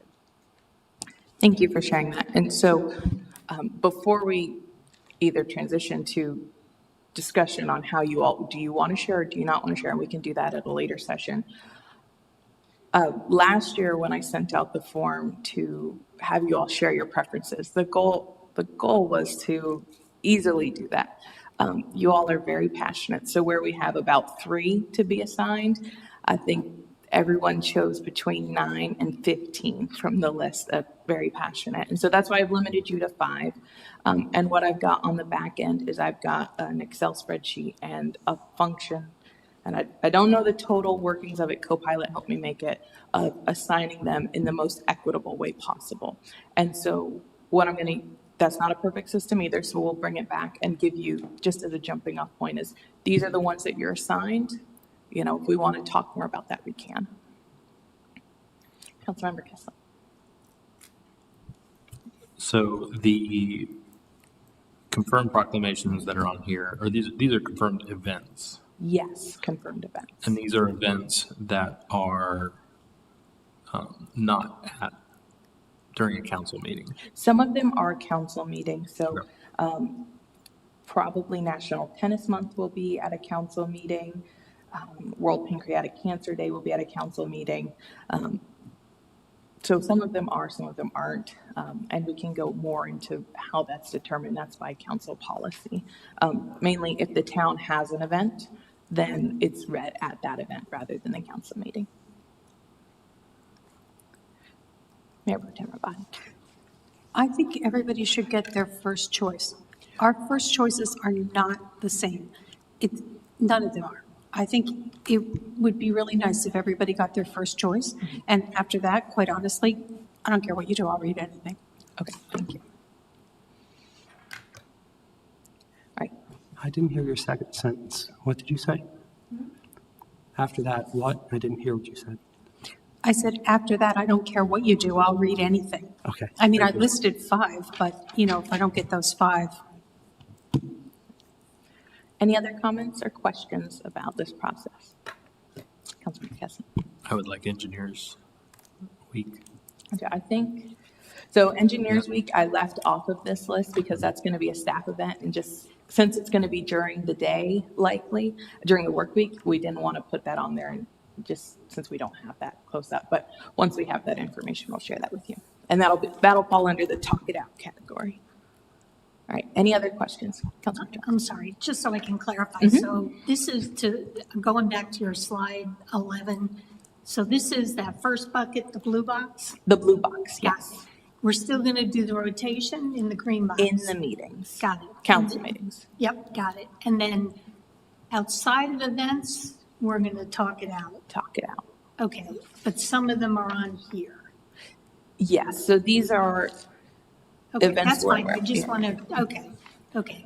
And so when we say talk it out, I want to be clear, we as a group, are going to agree to share amongst ourselves to read at events outside of the green box and the blue box. Exactly. And We're all going to be super chill during that process. well, we've done that a couple of times, and I think that's worked really well with some of us. I'm getting punchy. Councilmember Kessling.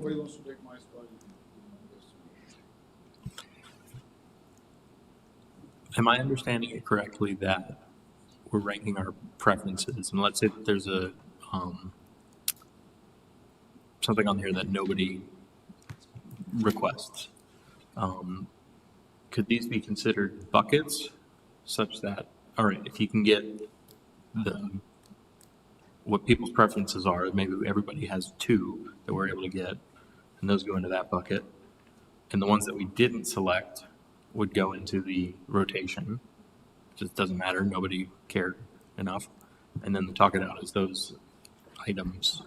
So with there being about 21 that we know are going to happen, we heard last year that we wanted less talk it out, which is why we're going to assign the full 21.